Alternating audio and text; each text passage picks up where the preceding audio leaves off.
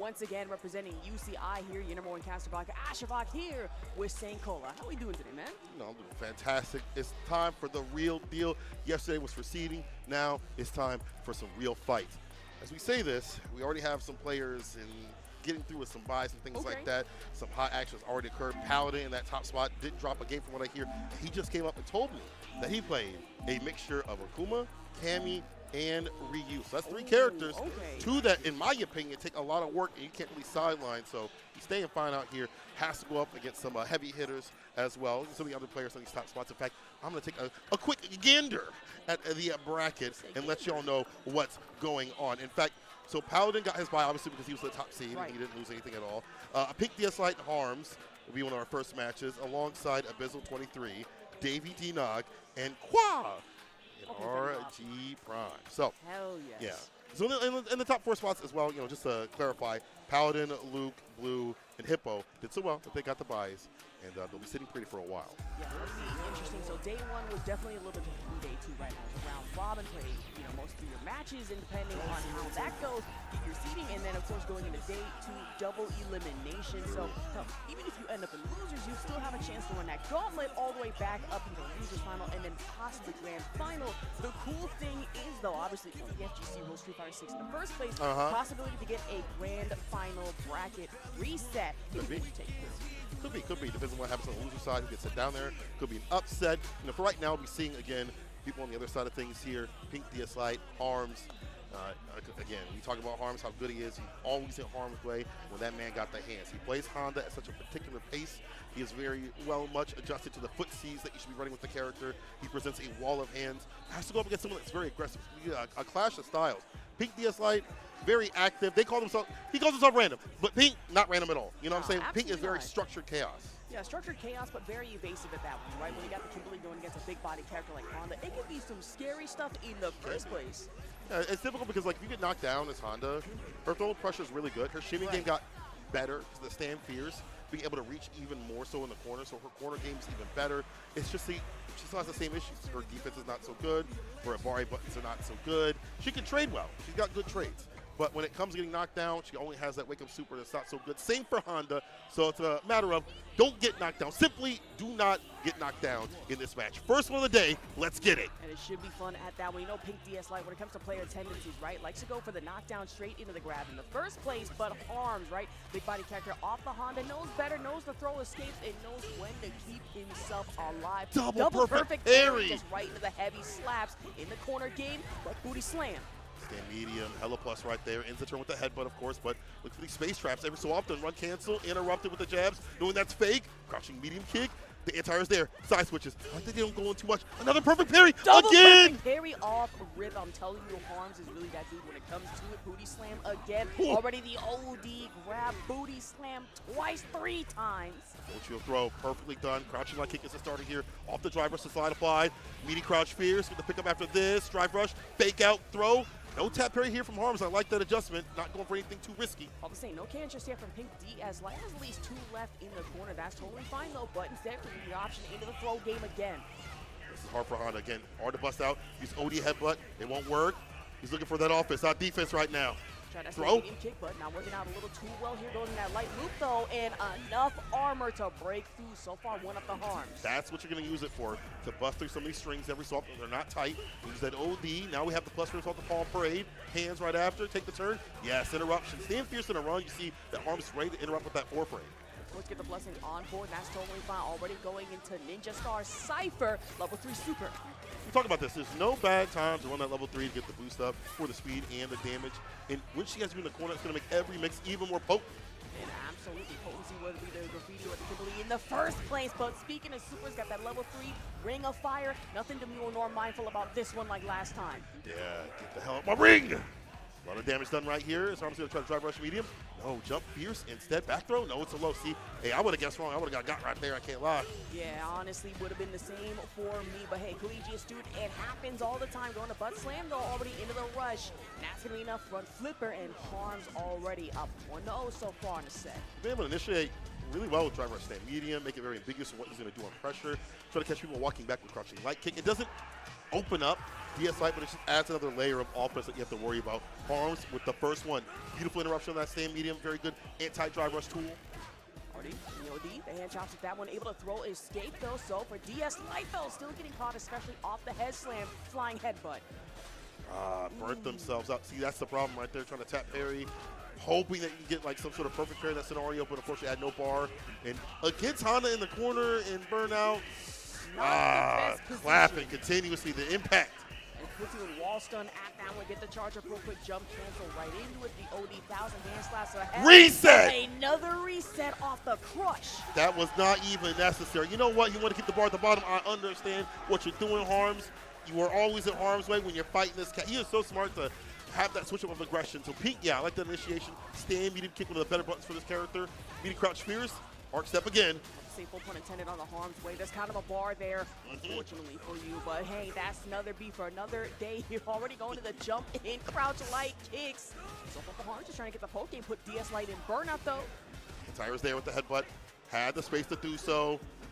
Poking every so often, staggering the lights and the mediums. The anti headbutt, yes, had the charge. Caught him ducking the overhead orator into level 3 again for the victory. Harms, 2 games in total right now. This is looking difficult, I can't lie. This is looking devious. I don't want to jinx it for now. Remember when I said yesterday that Harms has a possible chance of really getting some bracket upsets, not day 1, but the day 2 double elimination also? You got to respect me for that. I'm expecting my $5 by the end of the day. I didn't make that bet. I have no. Listen, I'm broke. I ain't got no bison bucks. Bro, what? Cat knows. Oh my God, that is a commentators. We broke out here. Well, true. I was about to say my tuition is not paying for itself. That's all I'm gonna say. Oh goodness. Ain't lying. If you throw, luckily it was a tap parry, so like an OD headbutt. That's the problem. Is Harms plays so solid that you don't expect those bust out moments in between the streams and just rise the momentum from there. Man, you really don't bust. Speaking of momentum, though, has to pop the super just as an escape measure for Pink. DS Light only has 1 can left, though, goes to the teleport instead. Not playing that 50s game. Yeah, that was a smart teleport. Save the drive gauge as much as possible. Create some variance. No punish counter. Oh, that's too close. On the Vagabond. Easy punish. The 14-hit combo, no biscuit even included in Harms, even though in burnout might be guaranteed success. Not careful, get caught in the throw. The frame kill, the crouch fierce, the frame kill, get that command grab. Perfectly on Harms on set point. He's got level 3 that he's building on. You know, it's be coming through if he finds the right conversion, especially when he has the hands follow up with the power up. I should see saying. Look at that. Yeah, it's coming. It's coming. Don't get hit. Ooh, even with the parry, still getting slammed here. I mean, Pink DS Light just finding yourself in the corner again. We saw this happen last time. Put yourself in burnout, and against Honda, it's not the best state to really just find yourself in the first place. OD hand slaps already into the rush, down shot, burnout again for Harms. Does not matter. Right into the level 3. That's to be victory here. Harms taking it very dominantly. Again, that style we were talking about that Pink would like to implement. Just can't break down the wall of hands. And Harm is putting harm on his opponents. Once again, moving on the bracket, we're seeing, I believe, him fighting Paladin, but I like the way that he is able to stem down the pressure that Pink was trying to put on. Like, Pink wants to initiate, get the knockdown, and then go to town with the mix. It didn't really happen. That really happened at all. So, shout out to Harms. That was a really good match for him. And it's good to see some of these Honda players adjusting to how to play footsies. I want to be real. I'm going to be so real. When Honda dropped, everyone was like getting into Master. Like, man, I made Master. I did it, bro. I'm a good player. I'm right there. I'm right there, bro. But the thing is that they've kind of nerfed kind of the more wild elements and buffed his footsies. So there's a lot more risk between like going up headbutt. You can kind of jump back. But either way, I'm going to go talk to Harms here in a second. He's getting off the stage.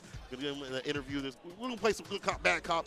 You know, I'm going to be the bad cop out here. You know, I'm FGC, baby. All right. So I will see y'all in a second. We're going to switch it over to the interview here in a moment. Thank you for joining us, people, for the very first match. We got a lot more to go, so keep with it. Tweet out, let people know what's going on. Collegiate Combat is going to continue, and we're going to go to an interview real quick. You kind of bullied him, bro. What was your strategy? What did you see that he was doing that you could just counter every time? I have a lot of Kim experience, so I know the matchup pretty well. I just did what I needed to do against the run pressure, and that was enough to get it done. It shut down most of the offense. Let me be so real. I'm so proud of you for playing Honda in a footsie-based style. I feel like if you're a Honda player out there, you should be watching Harms because he has a brain, so I appreciate that. But I do want to know, how did you adjust from Season 1 to Season 2 where the character did get nerfed in a way where you couldn't play a little more wild. You had to really think about your choices, things like that. What was your decision making to get to that point? Yeah, I think Honda became like a lot better in neutral between season 1 and season 2. You can't headbutt as much because of the pushback. It's not as far, but yeah, I think they improved his neutral a lot. It's decent. He has one really good button. Everyone knows the stop sign button, but so yeah, he's solid right now. For sure. And so are you. Congratulations. Moving on. I'll let y'all finish up the interview. Okay, thank you. And I got a question, right? You're training to be a master pianist. Yeah. So I'm a master student right now. you're going for your masters. Yeah. So how does that convey to Street Fighter when you're on this? I think there's like two main things. I think first is I play on leverless, so it's like just like I'm playing on a keyboard. Okay. Same thing with piano. It's all the same movements, so that comes naturally. And then the other thing is like the practice routine.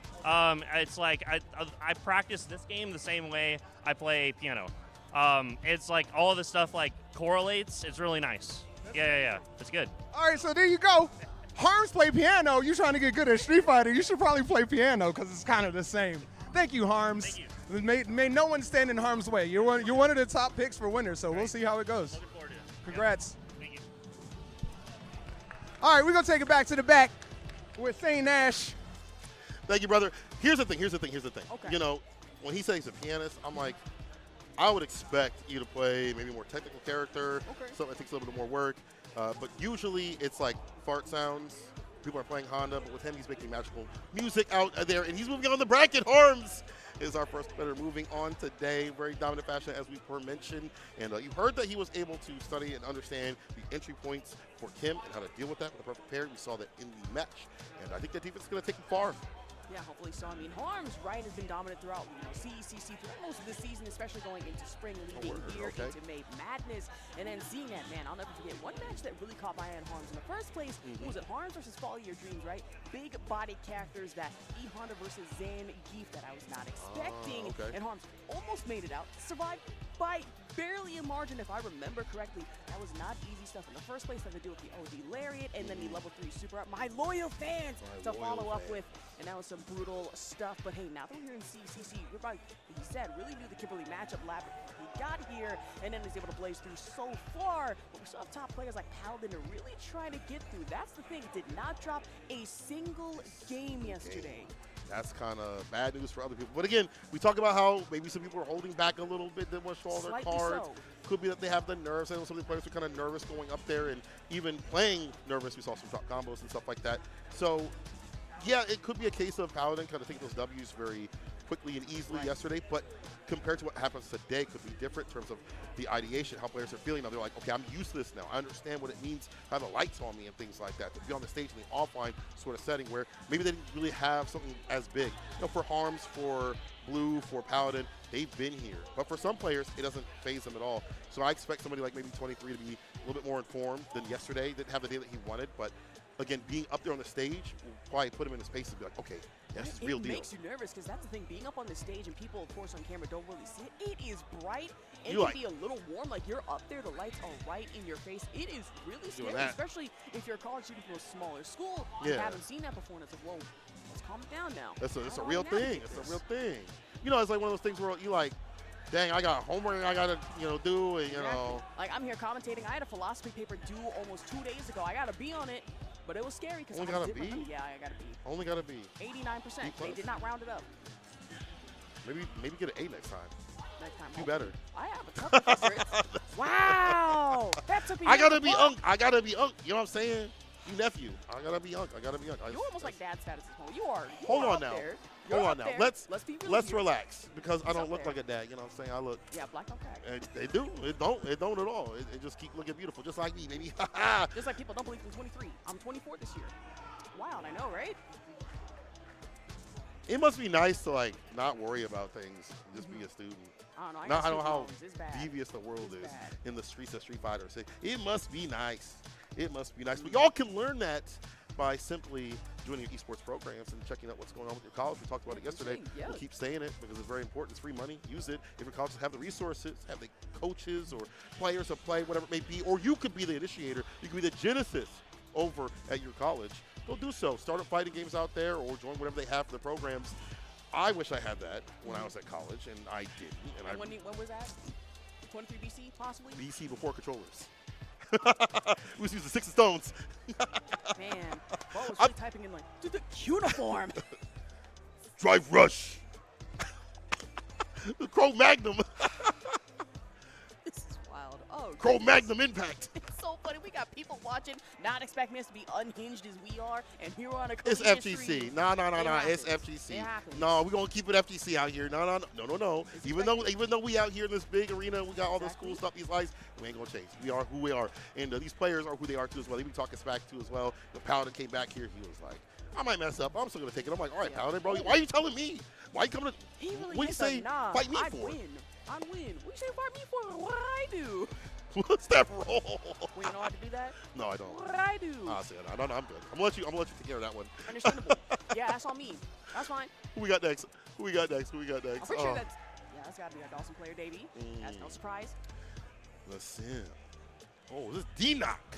Oh. You know, I didn't know this until I saw his profile recently, is that he, he's from Japan. He moved over Okay. here to study. I don't know when he moved over exactly, but he did move over here to study. And I actually met him at another event, and he showed me a picture. He was like, I took a picture, just a random picture, and there you were. Like, I was just randomly in his picture. Okay. So it's cool to meet him in person a lot more now. Like, get to sit down and talk to him. And, it was cool to also see him just randomly occur in the Collegiate Street Fighter that we have on the Mondays and just cook. I was like, who is this person? I was like, wait, who are you? Where did you apparated out of nowhere? Like, the window was open. Okay. Yeah. Just floated in. Yeah. Yeah, I'm just here. That's understandable. Yeah, it'd be like that. That kid is very good. Again, a mix of very activeness and also a mix of good defense. The kid is very well melded in the matchup, understanding things. We saw that with the JP when he was fighting. He understood how to fight level 2, how to get in. It was a very close match that he had with the JP player, but obviously didn't take it. Unfortunately, it was the final game, final round. But you could tell that he understood what to do in that matchup. Drive versus jab, nice and close. If I'm at this far away, I have to wait, block, and kind of wait till I get the right point. So I'm expecting a lot from D-Knock. Same with Davey, though. He said he's sticking with the sim. No more Blanca. That's true. That's Sorry. Man, that's really upsetting. That's why I said sorry. I was about to say, Yeah, I feel like that. I just got Street Fighter 6 finally on my laptop working, right? It is a Chromebook, but I managed to Jimmy rig it. And so I just started putting hours in Blanca again after so long. It's on your Chromebook? Yeah. Book? It's Oh, on a I'm $200 blocking you. Chromebook. It's I'm about to blocking explode. you. It's about. That thing is probably, it's like a No, that microwave. battery at this point is like. Like, It's I could scary cook as hell. food on there and play the game. But the thing the game is, good though, optimized, when it comes so. to Davey, right, talk to him a little about it, and when it comes to Dawson, like the game yesterday that Davey had, I was not expecting that much of a performance, and I'm sitting here like, okay, Dawson, a specialist character that I really wasn't expecting to see in the bracket in the first place, but again, player tendencies, right, likes to trick you into, expecting the yoga float, the teleport, Yeah. but then fireball after the fact, and really put you in a corner spot that's not going to be fun from that down slash, and then really put you in throw loop 6 all over again. That jump fierce that you mentioned is really good against some of these characters that have extended buttons. Like, they're looking for bigger played buttons like stand fierce, things like that from Ken or heavy Right. kick. He might be looking for float, but he has to be careful because Ken can hit the Dragon Lash, and that's some tech you'll see some of the Ken players utilize. I don't know if D-Knock can find the spacing or timing, or even if that's part of his wheelhouse. He might even just drive rush jab to catch them trying to float out. So do a little bit of a button check. I do believe, they're kind of feeling things out right there, and of course they are on the characters. But as you mentioned, Davey, the floats and things like that has to be extra careful. Ken has the run DP. He's got run cancel, stuff like that to kind of close the distance without using drive gauge. And that run DP reaches so far in the screen. So if you try to float through the yoga comment, as you see right there, that could get you got. I mean, true, even the limb extender, that gets you caught in a lot of situations. I will never forget, right, just watching Flag Plus Fight Series, watching how much of a problem Dawson was, and then you have players like Chris CCH seeing that. It's like, okay, I understand that, but I'm going to just hit you with the nastiest burning knuckle possible, and it's going to be a fun day for me, but not for you. That's not a string of falsities that you are saying at all. But for Kenny, he doesn't really have it, so he'll probably just close range fireball, drive rush jab. Similar, whatever it takes to get in. If I get in, I get my win. People kind of throw themselves at the character, at Sim, whatever it takes, so they know that their exchange rate in terms of damage is going to be higher if they get in. That's kind of the objective. So that makes the Sim player think, well, I could throw maybe crouching medium punch and then delay fireball a little bit. Maybe I'll switch it up a little bit so I'm not getting got. They really have to think about their button and fireball or projectile economy and make sure that's okay so they're not getting impacted, jumped in on, which is a very typical thing for a lot of Sim players. His anti-airs are good, but they're a little bit more predictive. They're a little bit on the slower side. They're not as slow as Bison or other characters. But it's still to a point that it's slightly more predictable than other moves. Yeah, you're thinking about it a little bit more before it comes out. You're like, Right. okay, I see that he's at this distance. He's probably going to jump in. Kid has a really good jump fierce. Either way, let's see if D-Knock can get through the wall of limbs that Sim presents. Hopefully so, especially against Davey, a finicky player as he is. A lot to expect, especially trying to go for that stand medium kick, but from D-Knock instead gets punished, especially off the fireball. Drive rush into it though. She need to punch in the fireball. Ooh, the buffer, but I think one DP would have worked there. Didn't want to bet it, I guess, or maybe just have the input ready. Could have got him outside the corner, got him a little bit of Oki, possibly. About to say, fireball game versus fireball game. Word for word, bar for bar in this situation. Fireball versus delayed fireball. And already in the burnout, trying to yoga fire into the level super, though. Yeah, level 1's really good here. One more touch. ODDP, the bust out works out. Davey tried to go for me, but that reversal was there. Now it's Jinrai for days. And listen, we all died to Jinrai. Look at that. To the corner, drive rush stand fierce. Move the drive, impact real soon. Try to catch him, don't take it. The trade, one more touch, impact. Ooh, with Should the give a wall kill. stun at that one. I mean, burnout and everything, just -1 HP though. Davey, perfect parry into the back throw, just enough to catch D-Knock. I'm surprised though, level 2. I think level 2 would have killed there. I don't know what happened. A little bit of mistake. D-Knock, you cannot leave Davey alive. Oh, goodness. So far, this game's just right into the jump, though. And already OD DP to hit from D-Knock. Like his close range fireballs as a poke. They're more of a poke than a zoning tool. See, because he just float on over them, but I'll let you gain some ground. Yeah, he's looking for that entry point. Dragon Lash, punish. Did not get the confirm. Unfortunate. Big waste of bar. Yeah, that's an easy punish, too, as well. It's like a 6-frame startup, I believe. So level 2 at that distance will catch every single time. And still for D-Knock, just able to build back so much meter, but it has to expend it, especially going for the OD DP. For Davey, caught off guard, goes for the yoga float, though. Fireball into it with the slide cancel. I think D-Knock's trying to perfect parry some of these here and there. It's difficult getting the button economy. Hardboy gets a pickup. That was godlike. Jump. Medium kick, crouching medium punch, trying to find a confirm again for a level 1 win. If he does level 1, it doesn't matter. It's done. The OD Yoga Comet from the skies. And that's got to be a tough one, but hey, there's only one up so far for Davey. D-Knock, tough Ken player, not the one to trifle with in the first place. Command potential, it's there, but just have to be careful. If they try to go for the dive into it, OD fireball in the slide in. And for D-Knock, getting your back in the corner again, but that's one drive for another impact so far. That was definitely a bait. The dive kick, nice and low to the ground, so you get the impact right back, and now it's the Baron of Burnout. Continuously opening him up the fireballs, trying to get a trace on the counter hit. What can you do? You got no bar to your name. You broke, jump, fierce, finds to finish with the fireball, follow up. Davey, a game in a row. What is that? What does that say right there, Ash? This is perfect. Uh-huh. This is perfect round already up for Davey right now. And even the trade out in damage counter hit confirmed for D-Knock. Nothing so far yet, though. Back throw. Tried the parry again, but caught one more throw back up against the corner. Crouching medium punch in the fireball. Yeah, burn him out. Level 1. Gets a lot of gray health right there, too, as well. Slide apply, gets a knockdown. The frustration you can see here from D-Knock. No level 1 reversal. Just getting continuously caught up in the mix, in the blender that is a potent amount of punches from this character.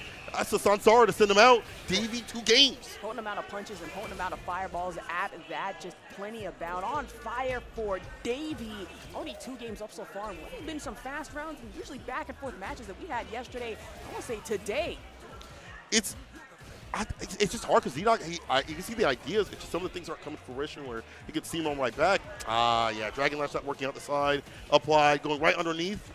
Of course, Davey had to get that back teleport just for quick escape and the reset at that. But for D-Knock, just caught in the corner trap situation that we've seen before, but has to opt out for the DP. Drive rush stand fierce as a starter. Run DP, have the Oki. Goes for the throw instead of the crouching medium punch. That's fine. He'll take throw. The pushback on the Jinrai. He'll take that trade. The whip punish. There we go. The limb extension danger that I do like to mention that Davey does get tricky with. And D-Knock, of course, accordingly punished. Yeah, caught him ducking. That crouching medium punch is such a consistent tool, as you point out, that we see D-Knock have the proper punish. Caught him ducking so you get an extended amount of damage. Now we're going for some of these jump-ins, reversal buttons here from Davey. Knocked down off the blast. Waits a little bit. Slash off yoga teleport you love to see, and D-Knock tried that jump in, but still not working out so far here. Tried to super the parry though, and of course that's going to be punished. Rush into Tatsu. Yeah, I think if it was on block, maybe he would have been okay. I'm not sure, but doesn't really matter. Woulda, coulda, shoulda. It's one sequence right now. It's level 2. One throw, fireball to follow up, trying to stand heavy, but instead for the throw, as D-Knock getting held down, and Davey caught a corner trap situation of his own here of the DP ender. Yeah, that counter hit was perfectly done. Being able to have a conversion right after. D-Knock not done. He's still knocking on that door. I probably shouldn't do that. There's some equipment here. My bad. You know, My bad, production. This equipment is more than my tuition, probably more than your rent here. I'm scared to just look at it. I'm scared. Yeah, I don't want to knock anything down. I ain't got nothing in my bank account to pay for that. D-Knock trying to pay it back in blood here against Davey. Get some perfect parries off. He's trying to. You see the attempts. The tap parry doesn't let him keep some of that drive gauge. Could be way worse. Man, especially for Davey, loves a delayed fireball into the jest to slide in at that, try to catch you off guard. Limb extender with the fireball again off the driver slide with the dive, but that's going to be perfect parry right in the fourth throw again. Yeah, loop-de-loop throw gives you some distance. He goes for the OD fireball, or the normal fireball, for some meaty scenario. Jump medium, comment, normal fireball, the fist off the fierce. And that's what I was talking about. You see that Dragon Lash, catching him, trying to leave, get that knockdown, go to town, but D-Knock backed off a little bit. I'm not sure why. Does get the counter in, doesn't get so much significant off of that. Maybe like a run cancel would have been great. Oh no, jabbing away, blast. Again, disgusting. Dawson back at it, and for Davey puts himself in a burnout. We're already one up so far. It's a set point scenario here. Davey, a lot of bar to utilize. And that means could be reversals with punishing the back medium kick. Here's D-Nog and heads out to Oki and quarter carry. And a good Tatu at that one, but have to go for a crouching light already into the OG DP and already throw forward. You get it second time if you're not careful enough. DP again, and for Davey, corner trap, but not for long here. Rush into one throw himself. There's a back throw. Critical. DI right back at him. Nice. Davey, gotta be careful. Side switch. OD Tatsu to seal the deal. D-Knock, not out yet. About to say, look at enhanced with it, and D-Knock still showing signs of life. Possibility, tie this 2-2. Limb extender, especially on that right, but no. Wait, that caught? Look at the hit. Slightly so. I just heard the crowd. I think he tried to do a fireball, maybe a buffer right after. I'm not sure what happened there, but that's a big waste of our D-Knock not getting the damage, not even getting the cutscene, or even the follow-up run DP. That's what I'm looking for right here. Oki. Oh, you could have baited him. You could have got a hit off the medium. About to say, we got the whiff initially in the first place. I saw that super, and I'm like, hey, wait. Let's calm it down now. But D-Knock still not down and out of it just yet from the air-to-air, though. A little dangerous, and for Davey, has to get the block, especially going to the fireball. Down kick, though. Like that. Back walk a little bit. Space out these dive kicks. That's going to hit, but nothing significant. It's hard to get a lot off those lights off the dive kick punish counter for the character. So you got to really be locked in. Perfect parry, crouch fierce, run cancel, crouching to kick, able to get the conversion. That was dope. Time to finish the job. Oh, Davey might be the one finishing the job real soon. One more hit will be at the jab, float, state DP. About to say, caught in a teleport DP, of course, punishes coming in from D-Knock, and now Davey playing that evasion game you love to see. Back teleport once, twice, three times, side swap, down flash. But already just in with the chip damage, had the block, but the fireball coming right at you, getting scary. Air-to-air Tatsu does not hit accordingly. That should be it. That should be Davey, it. Though. Into level 3. Back medium kick is the starter and the finisher of that round, and takes D-Knock down. The spacing was pristine. He kept D-Knock off his paces. That was fantastic. Davey. All right. Okay. Sim kind of good. The sim kind of good. The sim all right. I'm really glad that, you know what? I'm really happy he said no more Blanca. He said no more Blanca. No. I need to stick with the sim, and I stick with that character, be a specialist that I'm known for, and rock with it. Even in the face of a matchup that's not that fun for sim, we saw what happened when Dragon Lash was able to hit and get the knockdown. Whew. So we're going to talk to Davey real soon here. In fact, we're going to send it over to the interview desk, and maybe I'll join in. Maybe I'll ask something from chat. Maybe y'all have some burning questions about sim. Let me know. Let me know real quick. Let me know. Okay. Yeah. I'll be right back. Hey, Davey Dalsim, how you feeling? Your hometown hero. You got a lot of weight on your shoulders. How are you handling that weight? I'm not gonna lie. Yesterday was pretty stressful. It kind of got to me for a bit, but I did some meditation last night, this morning. I think I'm good. Yeah. Oh, the Dalsim is, you relate to Dalsim on our level. Yeah, exactly. There's a little bit of yoga. You ain't do no meditation. Let's be sober. You ain't do no meditation. What'd you actually do yesterday? I hopped on rank last night. That's all. You know what that is, meditation, to keep yourself solid, fighting the ranked demons. I got to give you credit. You played that fantastically. That is a matchup that's not so fun for Sim because all it takes is one interaction for Ken to get in and just kind of steamroll you. Your defensive tactics, though, were really good, like the dive kicks and stuff. How do you keep calm in the face of constant Dragon Lashes, the Jin Rise, all that stuff? Dude, you just gotta tell yourself to be calm. Like it's hard, when you could run up to you, Dragon Lash, all this stuff. But as long as you just keep it like a level head, you're good. Well, you were really good, and that's you moving on the bracket. Good job. Sim, is a really good character in your hands. So good stuff. Only in my hands. Only in your hands? Okay. Best Sim US. Let's go. And this is a collegiate, right? And your major is university studies. Do you see yourself in the future being a professor of Street Fighter in colleges? We'll see. We'll see. We'll see how I feel about that. Word. Well, I think you have a lot of students lining up. Y'all can meditate and fight each other, and we'll see you in the next round. Look forward to it. Very well done. Thank you. Thank you. Oh, I have to concur with chat. That has to be one of the nastiest Dawson players I've that seen dude in a said very long time. disgusting. He said that's disgusting. He said ew. Ew. Brother, ew. Brother, Gross. ew. What's Ugh. that? That's how you know you're doing something right. When someone says that your character is disgusting and is gross, you're doing something right. And that sim was pretty gross. You know, him staying solid, as he said, against all the pressure that Ken can present. It takes a lot of work, mental stability. You know, him also saying that he played ranked is actually a good idea. I think it's good for people to have their meditation either by playing ranked and saying, like, if I can fight these demons, I can fight the demons offline, I mean, or true. otherwise. And not gonna lie, when it comes to dating in the first place, like we did mention before, previously, if I remember correctly, had the Blanca, but then opted out for the Dawson You're right, instead. you're And I'm right. like, okay, we might have found our character here. Because don't get me wrong, love Blanca with all my heart, but especially in a match. Hey, Blanca is chill, and I just think he's a neat character. I don't want to hear Had me it. gagging for a second. I'm sorry. My bad. This dude has hated me for the longest time, chat. It's not It's fun. just your character it's not choices. fun. If you were like, man, I like playing Akuma, I like playing Bison, things like that, I'd be like, oh, sick. See, you say that for me, that's a little too basic. You've known me for How is Bison and Akuma? Oh, I know, you want the. For me. I understand. You like to pick your nose, types of characters. Whoa. I get it. I understand. While refined This guy. gentlemen like me love Akuma and Bison and JP. Yes. In fact, we're going to be seeing some JP real soon here. Ooh, Probably on the okay. stage. If I'm not mistaken, maybe I'll peep over see if Luke's going to come up here or Bizzle, possibly if they haven't played their matches off stream. You know, some things are going on off stream. You can't have everything on here. Exactly. But eventually we'll be moving to main stage for the real deal, even more so as some of these players get knocked down to losers and maybe sent home. I mean, possibly. It's not, well, I was about to say, it's like not too late to get sent home, but that's no, the no. scary part, right? When it comes to losers, there's always a chance you might get knocked down a little too early, per se, and all of a sudden you have to take a very embarrassing plane ride back home. Somebody asks you, oh, how was your day today? It's like, I got knocked down by Abyssal losers. See, I would say don't talk to me. Like, Exactly. or you give them I a will look. put my headphones on. Do not talk to me for the rest of this American Airlines flight. I don't want to hear it. But then you get one of those people that sit by you, they're still talking, even though you got the headphones on. I had that at, I was visiting my parents on the Amtrak Really? one. Yeah, I had the headphones on. Ooh. It was clear as day, and I'm like, And the person was like, yeah, sure, nice weather we're having. I'm like, yeah. I'm sitting here playing Monster Hunter, like, leave me Yeah, alone. man. Leave me alone. Let me grind my stuff out. I've played that Exactly. game a I'm while. just trying to chill. It's been so hard to actually play other games like Monster Hunter and stuff like that because there's so much fighting games that are going on. Yeah, I was going to say, you've been traveling back and forth, huh? Yeah, I don't know sleep, bro. Y'all see these bags? It's because I don't sleep. That's why I'm part of TNS, baby. Well, some real deal stuff, though. There's so many events going on. It's hard to. I almost went to Evo Japan. Just almost traveled, but I was like, it's just too much in one couple of weeks. See, I would have, but I have had not my passport. I haven't had my passport renewed since Renew it. Just 2012. renew it. It's so You easy. think I can afford to renew my passport like that? You really think of my budget?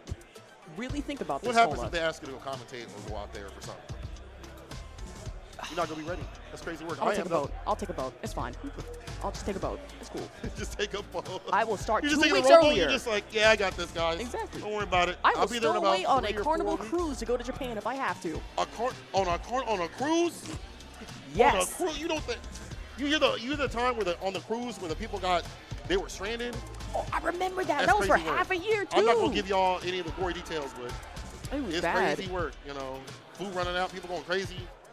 Nah, you ain't gonna catch me on a cruise. Nah. You catch me out here in the streets though. For True, some for collegiate Street combat. And again, as I've been saying, and as Ash has been saying, we've all been saying, check out what your schools are doing. It doesn't even matter what age you are. If you're in school in any capacity, see what your schools have to offer. Exactly. They're just gonna sit there with that money, just waiting for y'all to come in at the door. They're just like, any day now, if y'all can pull Yeah, up. that's the interesting thing, right? With some of these schools here, we not only have like some of the top universities or colleges, we have community college here as well. That's the interesting thing. So hey, if you're in Los Angeles, say like LA Pierce College, I'm almost certain they have to be having some of the esports by now. I mean, you can always check that out. Or if you're in my neck of the woods in Irvine, always check out University of California, Irvine. There, we have scholarships for some esports players ranging from, get this, $2,500 to $5,400, That's depending on money. what game you play and what rank you're at.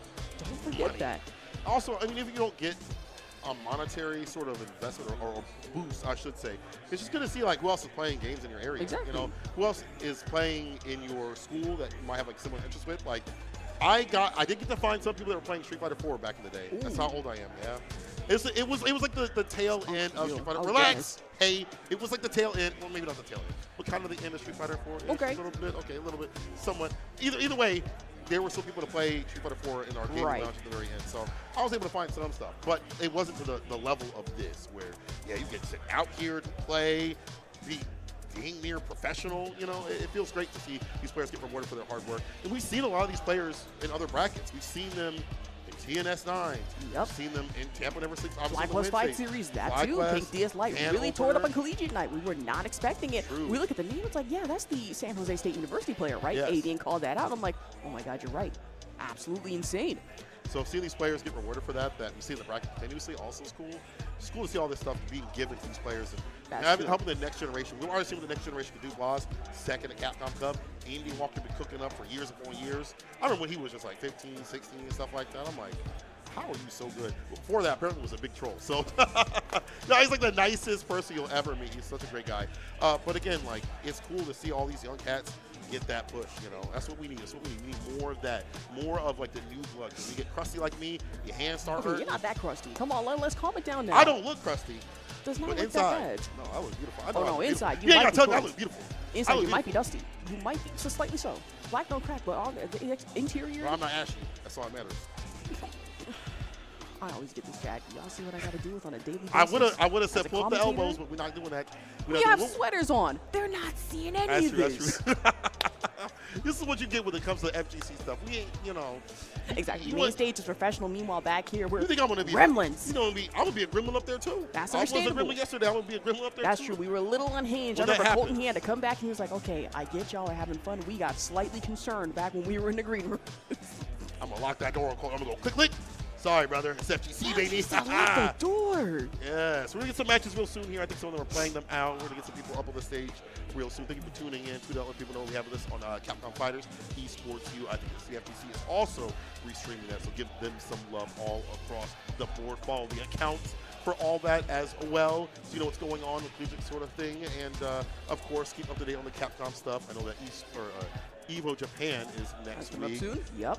Combo Breaker coming up. I'll be out there. I'll be seeing y'all out there too as well. Hopefully y'all see you in physical form, but if not, you can always view the stream, as well as CEO. Those are the upcoming CPT events.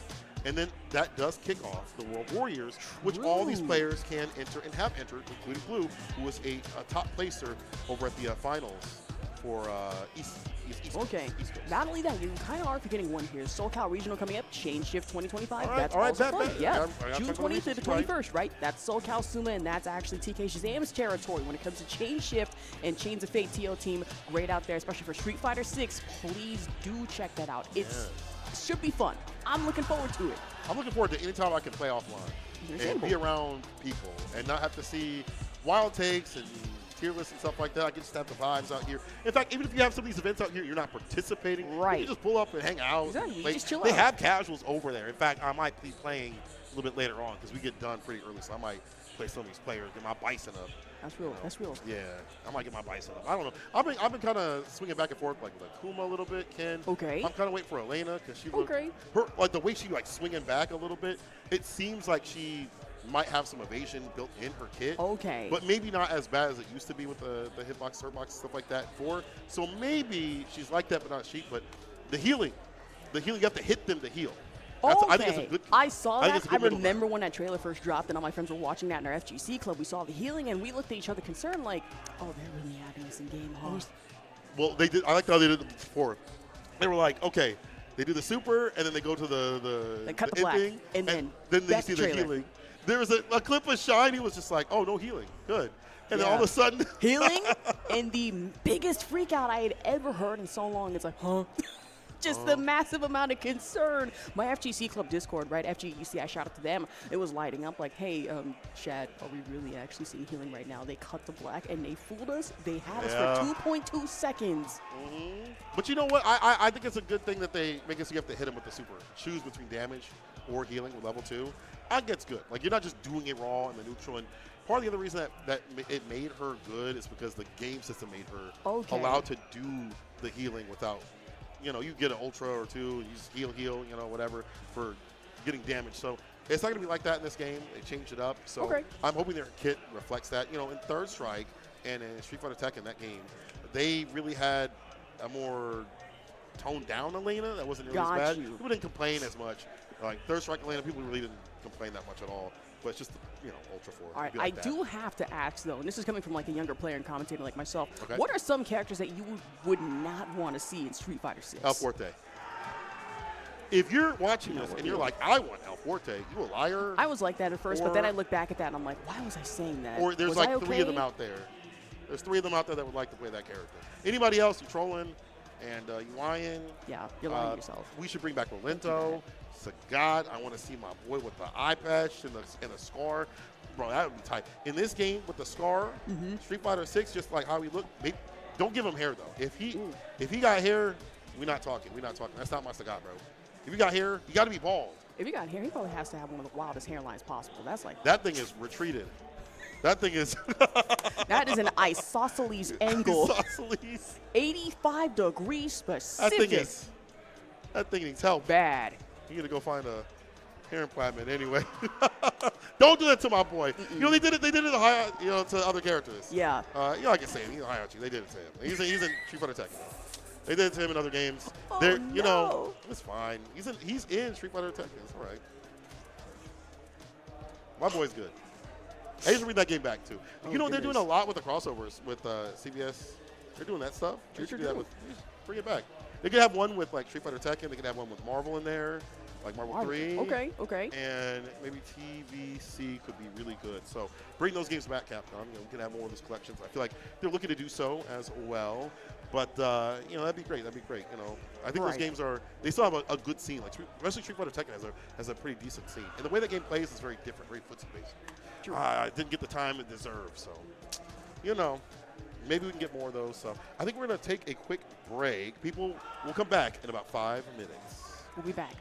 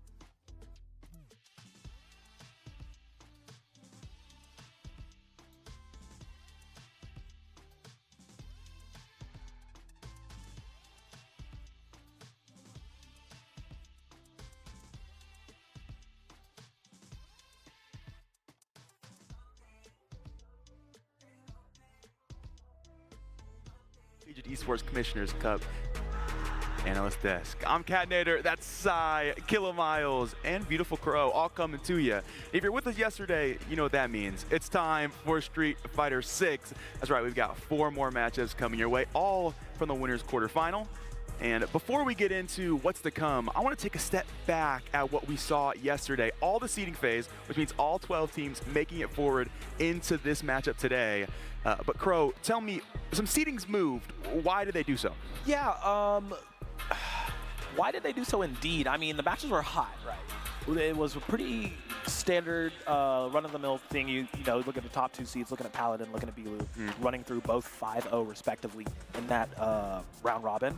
And then you're looking downward, it kind of is an interesting muddy picture. I mean, you have Luke, SFH going 3-2, Abyssal going 3-2 in Group A, then Hippo and Qua also going 3-2. So it was a lot of top of the table kind of going even with each other, with our first and second seeds respectively owning the rest of it. But what I do think is a little bit interesting is the middle of the pack down in the 2-3 area with Pink, DS Light, and Davey, both sitting, you know, in that 2-3 area. We kind of didn't expect that. We knew Pink DS Light definitely knows how to punch above their level, punch above when they do know the players are going up against. But sitting down at 2-3 was a little surprising to me, as well as Harms sitting at 2-3 in Group B. You know, you talk about the stage pressure and being here in a little bit different environment. That might have attributed something to it. I know, Miles, you want to chomp at the bit at that one. Yeah, I mean, 100%. A lot of people take it granted that anyone in the FGC has a lot of LAN experience, and they do. They go to Street Fighter 6 locals, they play with their friends.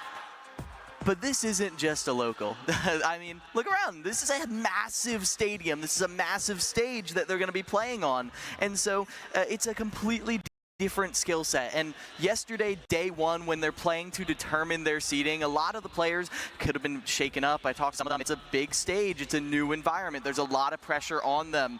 But now that they've had a little bit more time to adapt, I expect we might see some upsets from people who might have played a little bit below their seed yesterday. We might see people stabilizing, maybe even spoilering way above their seed, and I'm really excited. These are some good matchups now that we're in the knockout stage. There's some good matchups on the way, and let's dive into what those matches are going to be. The first one, it's Hippo and Qua. Miles, you want to talk about it?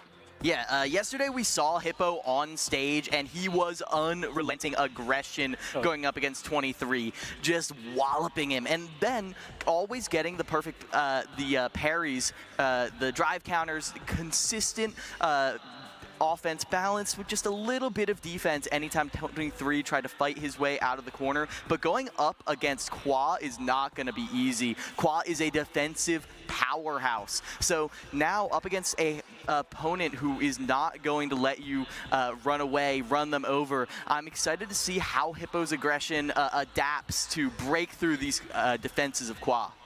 Yeah, if I wanted to grab the ball on that one real quick, I mean, I think that's going to be really fun to watch just because like we had noted, the pressure, a little bit of the nerves. Qua was definitely kind of feeling that yesterday. Wasn't really landing a lot of the counter pokes that we know him to do, a lot of the defensive ability that he has.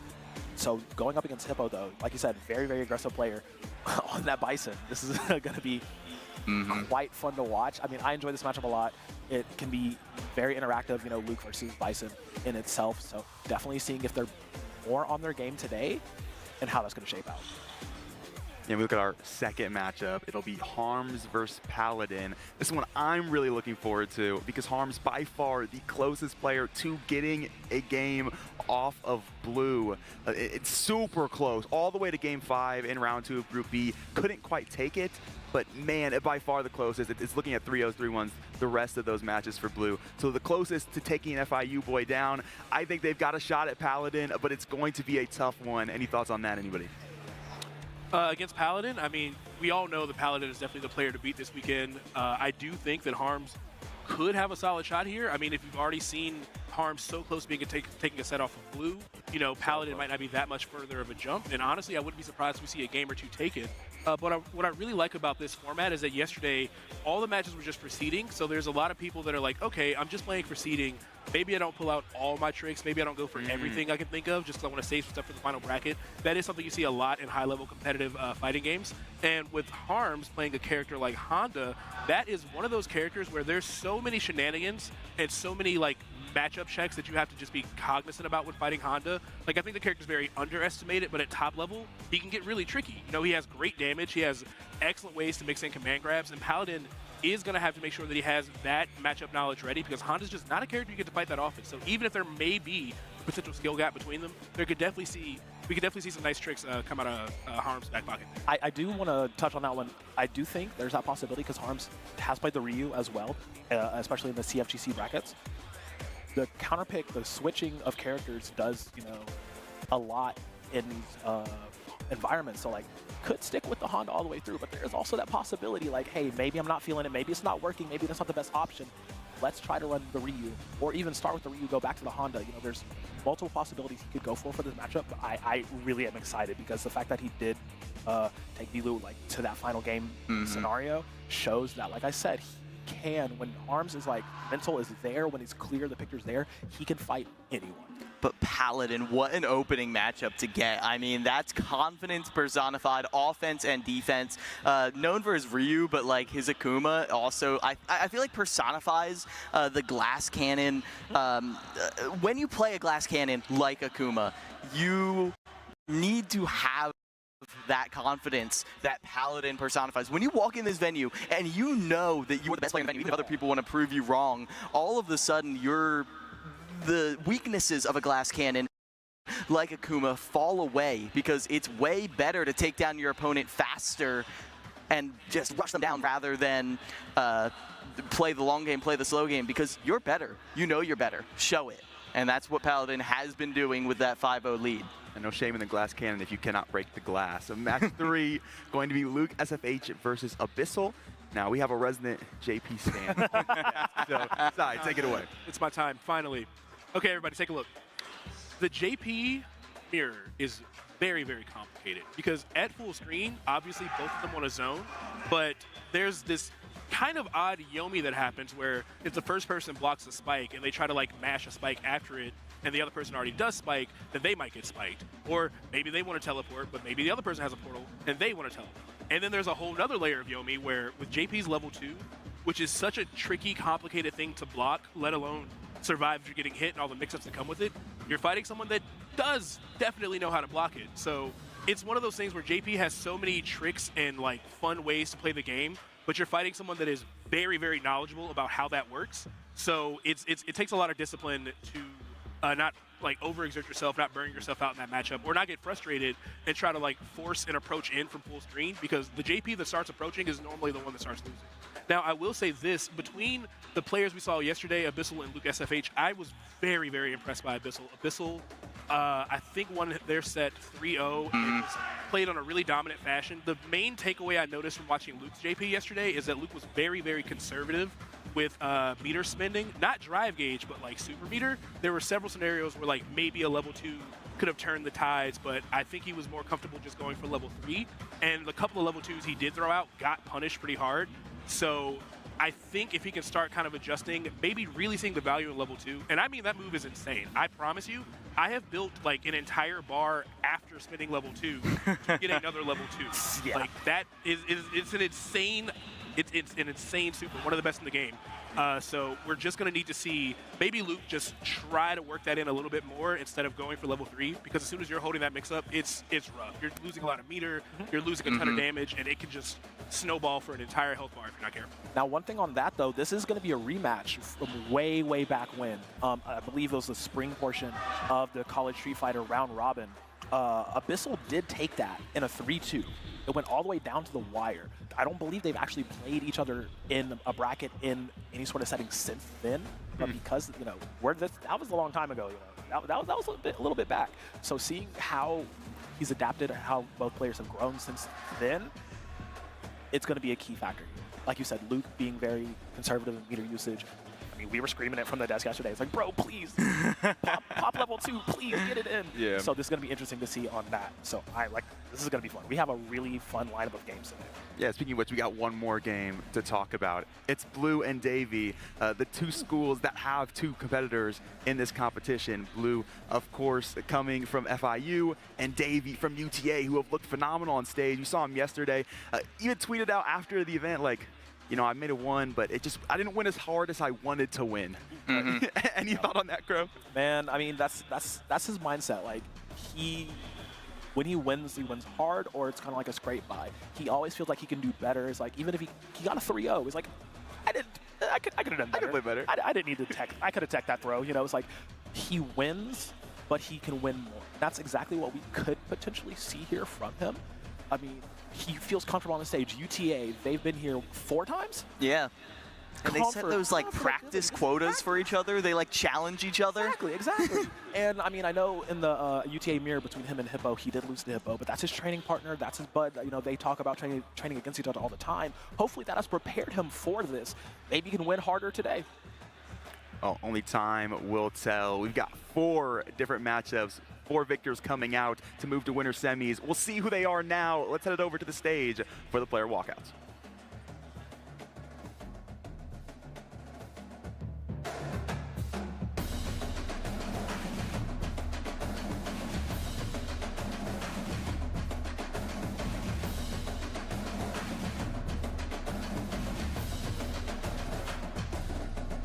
Welcome to our first match in Street Fighter 6 here at the Collegiate Esports Commissioners Cup 2025, day number 2. Our matchup features the upper bracket quarterfinal between bracket seed number 6 and bracket seed number 3. Let's introduce our players. First, bracket seed number 6 from the University at Albany, Qua.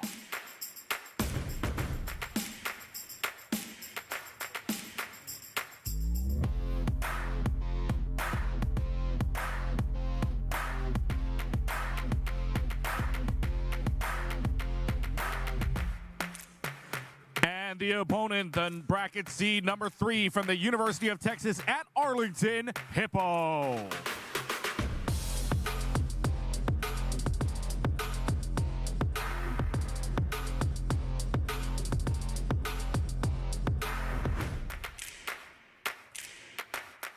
And now, please welcome back your host, Septilence. Hello, everybody. First and foremost, let's make some noise for Street Fighter, possibly my favorite event of the day. I'm very excited to be jumping into this here. We've got 2 very powerful players that we saw both of yesterday, Hippo and Qua, coming in here. So first and foremost, Hippo, you come into this on a bye round. You didn't have an earlier matchup today. How do you feel going into this? Do you think that's going to matter in terms of your playability here? Usually I use my first rounds as a warm-up, but this is in an open bracket where, you know, your first rounds are pretty easy, but today in the Invitational, having a bye, like, you're going in pretty cold, you're going pretty fresh. So it might affect my play, but, you know, I got a bye for a reason. Yep. I mean, well said. You get the bye for a reason, right? You have found yourself in that upper echelon of players. Qua, you don't have the bye round, but you still dominate your previous round, a 3-0 coming into this. So do you feel you have a bit of a mile advantage as you come into this a bit more warmed up? I definitely think so. Luckily, my first opponent was Bison, who's the character Hippo plays. So I would say I'm definitely warmed up than Hippo. That's actually awesome that your last opponent plays the same character. It's a matchup you might be a bit more familiar with. Gentlemen, let's see that handshake here as we get ready to jump into our first match. Let's make some noise, folks. It's Street Fighter time!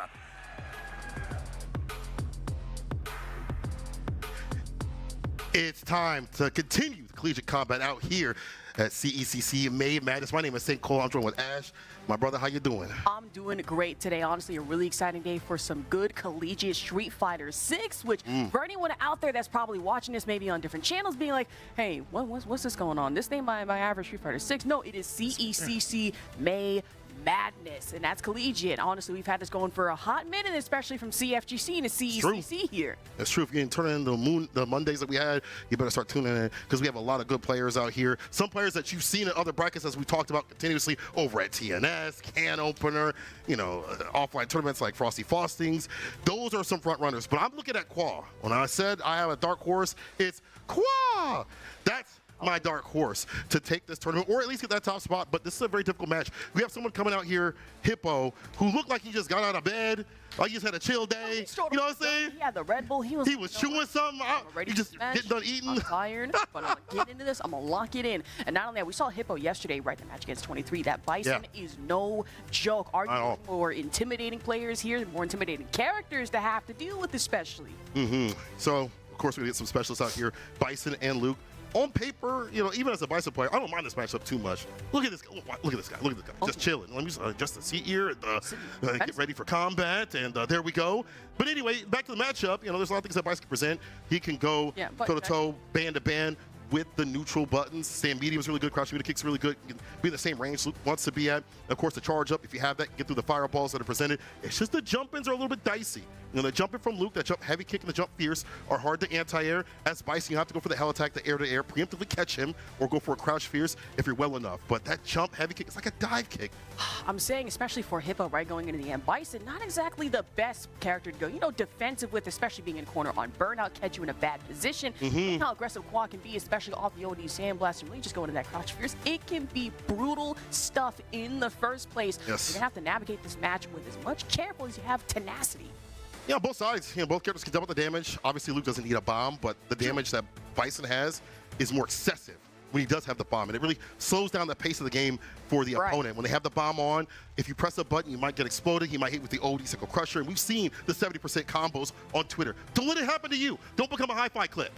Man, if you've been personally affected by M. Bison, whether it be here in Collegiate or anywhere else, call the 1-800 number, which of course we don't have. I'm sorry. If you need to talk no one can help you. You're out of luck. Good luck with that, though.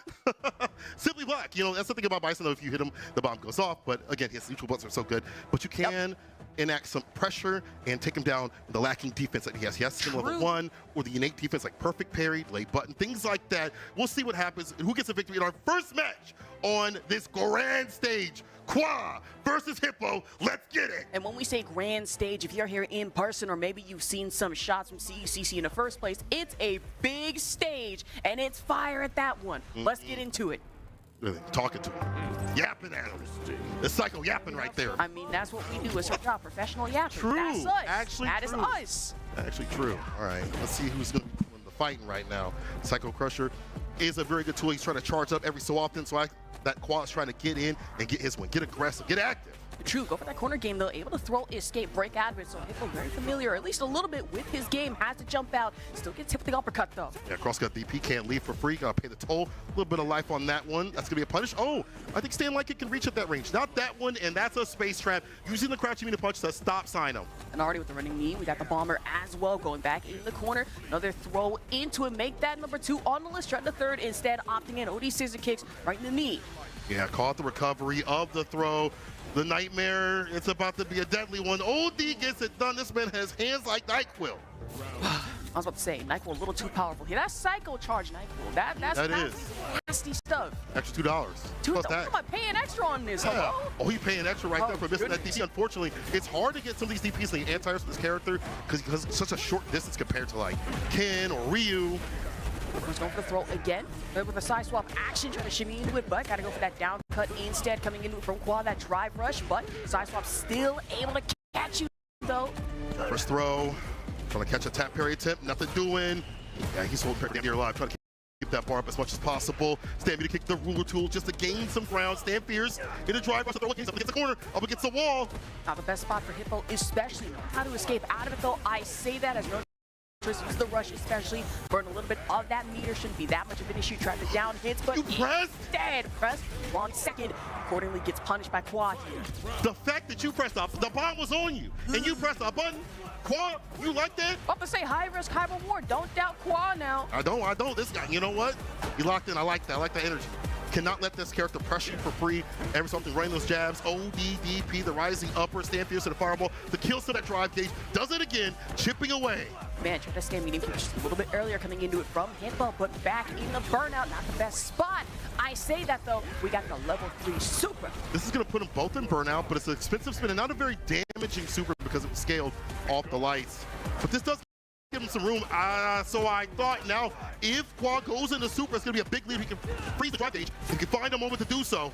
I mean, true, got the meter back, but at what cost here? Now you find yourself back in the throw loop. Make that once, make that twice. You want to put yourself in a position for a third time here, but use the rush, keep the oppression upward, make that 3 times here on the throws. We got a 4th one. One more touch. Ready. Don't make Wake it up a reversal. fifth The here. first time that he did something on defense that was more active, got blown up. Quad. All right. 1 up so far for Qua here, and Hippo still looking as aggressive as can be. But against the Luke matchup, hold on, I'll let you explain this a little bit more. I mean, you look at how Qua's playing. He's like using meter punch, like right? Gain some information on what they're doing. Are they walking back? Are they pressing buttons? Are they holding back? Are they blocking? And then going in from there. It's kind of like been the informational tool for him. Whereas for Bison, it's the stand medium kick. We've seen that as a poke tool, but we also have seen Evie on the back. We haven't seen a lot of perfect parry attempts. The drive gauge gotta be up, gotta be juiced up a little bit more. Careful.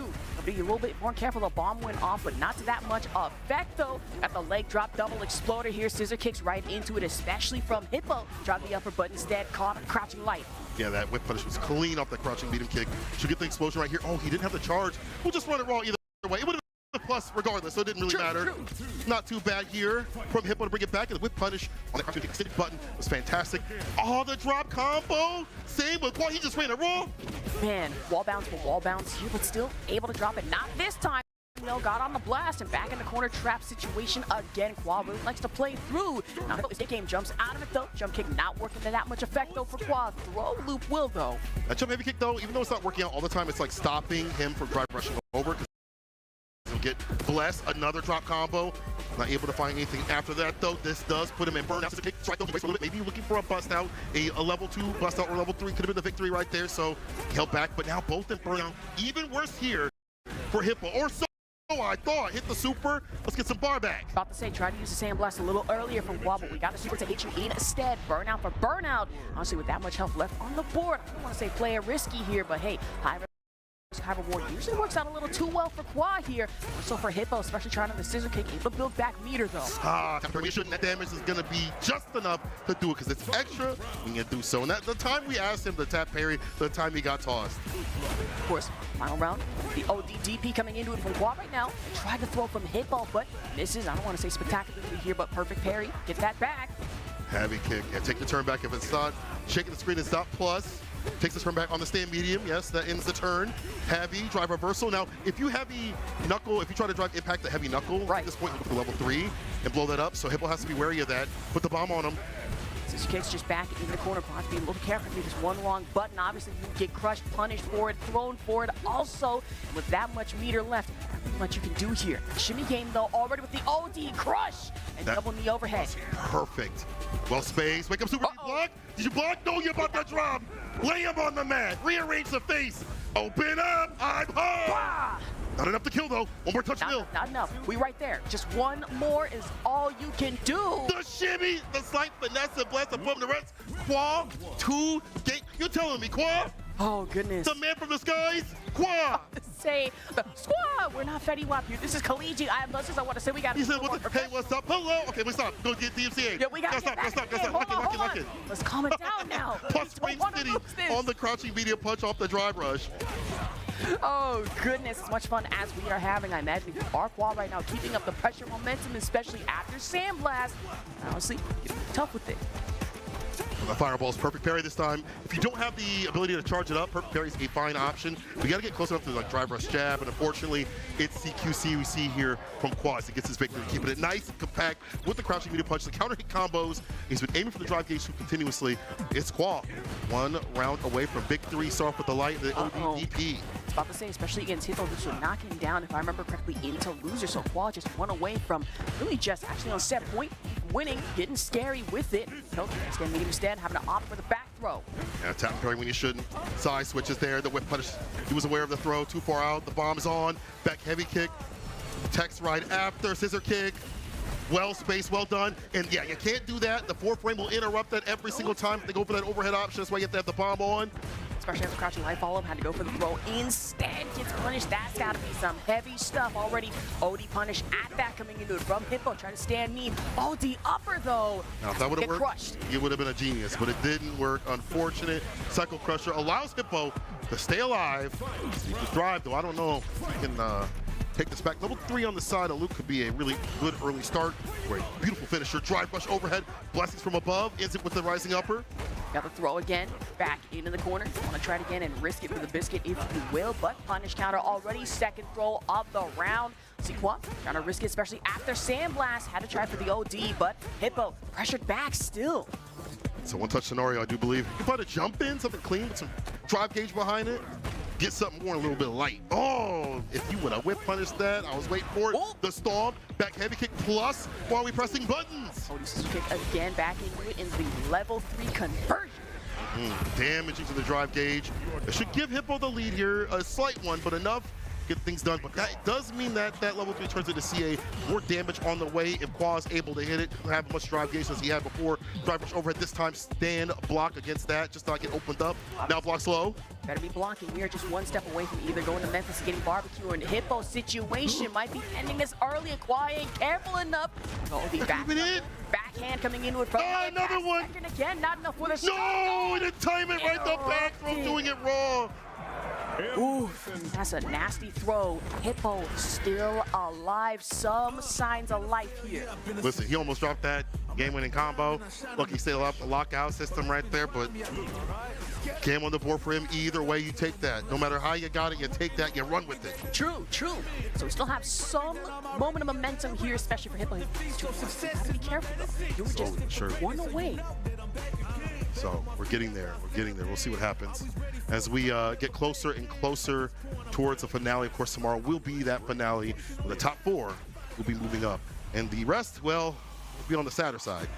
True. Not gonna lie though, even if you do somehow end up in losers, you still got that gauntlet run, right? You still have that chance, but it's still scary because obviously you don't want all the heavy hitters there just yet. Crouching meaty punch to start things off. The drop push behind it, and then with the back fist as much as possible. Back heavy kick, that's meaty. It's a bomb off already. Could have been worse, but look at how much health has been taken within 10 seconds.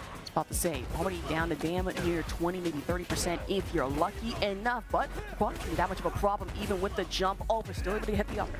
I think that Qua hasn't really found the moments for access for damage. It is harder for Luke overall, you know, especially in these seasons where he's gotten nerfed. His buttons aren't nearly as prevalent or as powerful. Like stand medium kick is 8 frames out, crouching medium punch has a hurt box on it finally. But now we find the victory right here if we don't drop the combo. Yeah, hit him with the me. Yes, sir. There we go, Qua. I'm like, man, find some openings. He's like, bet, I got you. Exactly. Don't worry just about find something, anything to hold on to, and already again, Qua back on set point here. Yeah, I like that. Walk back against the plus frame city. We'll see if Qua goes for like crouching light kick when he gets closer with that button. That's been a good way to catch that walk back. Drive reversal will kick the bomb off. OD in again. OD back in the throw at that into the corner. Don't want to go for the loop, but try to jump out of it. Has to be careful from that pony pressure. That air coming into it from Hippo right now. Off the knees and into the OD. Yes. Oh, I'm surprised he can go to level 3. Maybe he didn't think it was going to kill. One touch will though. Bomb goes off and the panic is starting to set in for Qua like he on the Titanic. I can't lie. This is looking a little bit different than what we usually expect from Qua in terms of his defense. That's got to be scary though. That panic button upper and still got slammed with bomb. That's a little unfortunate. It does happen, but you just saw just a moment there. Okay, will it not work? Unfortunately, did not. And now for Hippo, momentum seemingly on his side here. Bomb is on again. Oh, that slows down the game. Or a combo blocked out, takes a turn back. Should have been a whip punish. In a different multiverse, that would have been a punish and a half. That would have been in the steamroll towards success. It's one more interaction, put this buddy to rest, and it's not looking so good. Look at how much bar Hippo has. He has him in the corner. About to say, plenty still, and if you are in Qua, I mean, you don't want to risk the burnout scenario here in any way, shape, or form. The OD crush back into the wall. Another perfect for Hippo. Very confident walk-up crouch shooting kick. Even with the bar at the bottom, and you have such a big lead, it's your game to win. You see the tendencies of Qua, who doesn't usually bust out ODDP, doesn't usually, you know, make these wild decisions that are leading to, I think, part of his demise. Right. And just right now, Hippo able to tie this 2-2. I mean, so far it was looking like Qua all day here, but now you find yourself at set point scenario multiple times, and then Bison coming to ruin it. Yeah, that's the thing about this character. These jump pierces are, I think he's looking for, I'm not sure what's going on here. I don't know if he's looking for like a dash up or something like that. Now we're done playing neutral, trying to find some buttons. Stand fierce, initiate with the throw, lay him on the mat. About to say, Qua really likes to play the corner game a little too well here, but for Hippo, starting to get the adjustments and the reads, especially the OD scissor kicks. Also the rush again into the rising knee, but working out too far here. Pretty decent combo right there, but the walk back crouching medium punch. Hippo taking a page out of Qua's book, drive reversal to back him up a bit now. Yeah, it's him that's on the back in terms of bar. The anti-air is there. That DP as well, but instead gets interrupted by the super. Yeah, can't leave any gaps. Level 1, puts him against the wall, and he caught him coming through the door, closed it right in his face.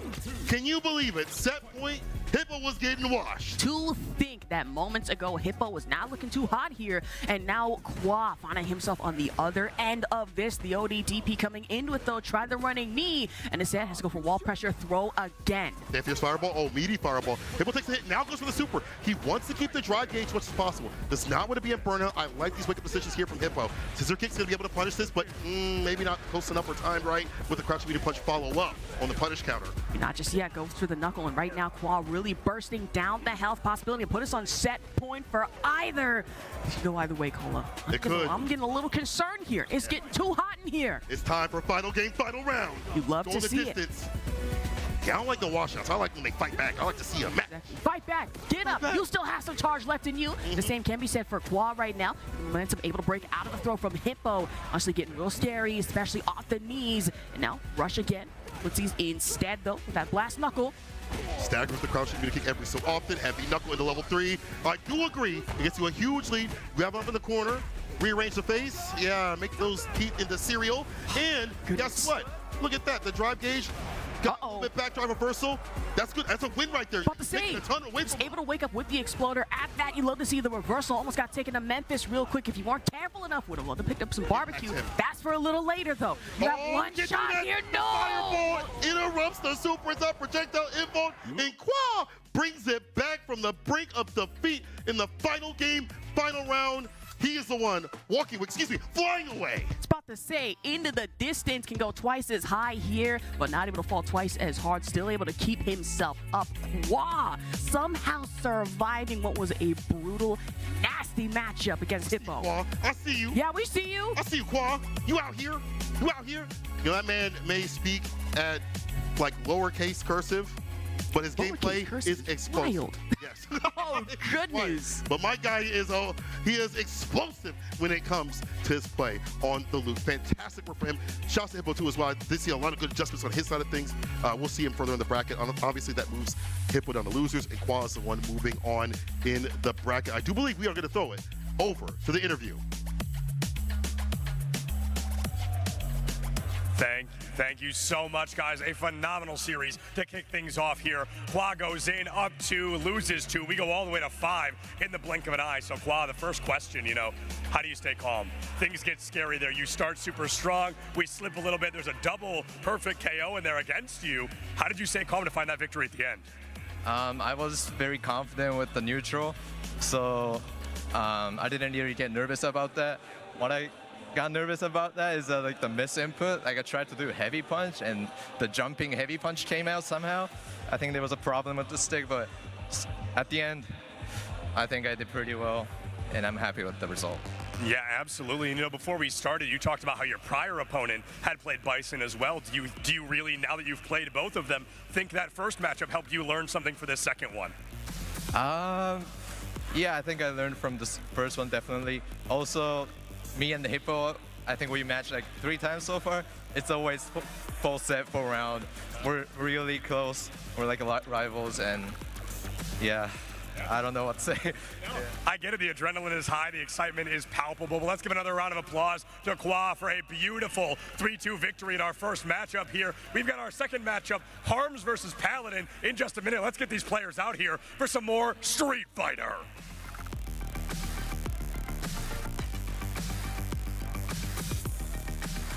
I got you, man, for sure. Yep. Welcome to our next match in Street Fighter 6 here at the Collegiate Esports Commissioners Cup 2025.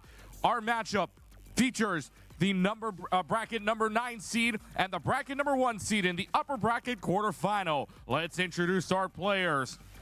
First, bracket number 9 seed from the University of Tennessee at Knoxville, Harms.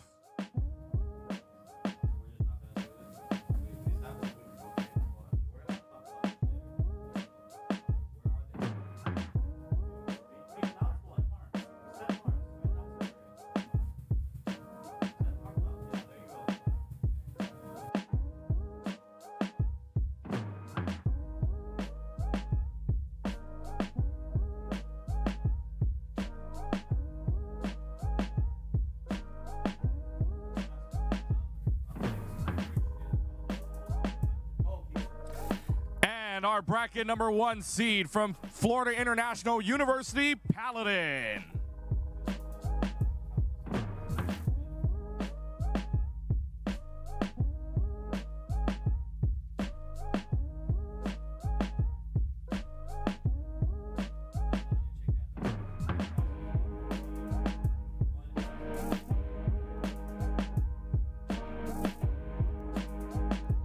Okay, so when I was told that we have some heavy hitters, I was not expecting this coming up, right? Especially Harms versus Paladin, of all like second up here. That's what I'm looking forward to. I think a lot of people have been looking forward to this, especially if you are not as tuned in a lot to the collegiate scene. You know Paladin. You play Paladin. You hate playing Paladin. And we've seen him a lot in the TNS brackets. We've seen him a lot in the can opener brackets. Whatever bracket that there is online or whatever battle lounge. That Paladin is there. Battle hub is there. He's there. Like, he's there to play, right? Harms, though, we've seen him, I think, explode the scene during DreamHack. Last year or the year before that. Time escapes me. But either way, my man was out here. He defeated IDOM. I like to bring that up because IDOM hates it. But the fact that he took down IDOM in one of his first offline tournaments, like big tournaments especially, speaks to a lot of his confidence in his play and his calm, cool collectedness. We even talked with him previously, just an hour ago, about staying calm when he plays and things like that. And he even yesterday was like, I have to adjust myself and make sure I'm picture perfect for today. And he knows what he has to correct to make himself on a correct path. Now, that being said, though, do you think, because you had Harms as a big pick, he can take down someone like Paladin? Whew, I'm not gonna lie, it is a little shaky, and I really have to be confident in this, or else Harms is probably gonna jump me backstage for it. I have to be careful, just sitting there menacingly. It's like, hey, I heard you were talking all this stuff. All of a sudden, just the torpedo headbutt. Exactly, I have to see that flying towards me. It's not gonna be a fun time. But unfortunately, in this matchup, I think I have to go with Paladin. Really, the favorite running through this, undefeated throughout the entirety of yesterday and today. I don't think it's gonna be any exception. See how much work he's had against the Honda matchup. You know, that's a hard one to come across unless you're fighting like Ramsey if he's playing Honda, if you're fighting like Hamad maybe if he's playing Honda, if you run into Ultra Dave if you're on the West Coast side of things. When Ultra Dave is playing, that's a different sort of Honda.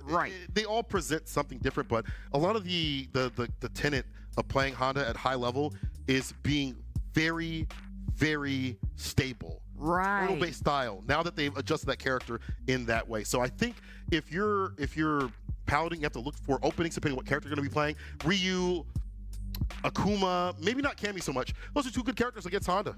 I mean, true, and that's the thing when it comes to Paladin, right? It has the character diversity that you do expect from some people, but then going into CECC, it's like, wow, that's a little interesting because most of our players here have been sticking to one character like Davey, right? Had the Blanca for quite a while, but still sticking to Dhalsim, and then hearing Paladin shuffling through pretty much everyone, I'm like, hold on, what's your game plan here? I'm kind of concerned. We haven't even had the chance to see this yet on the main stage.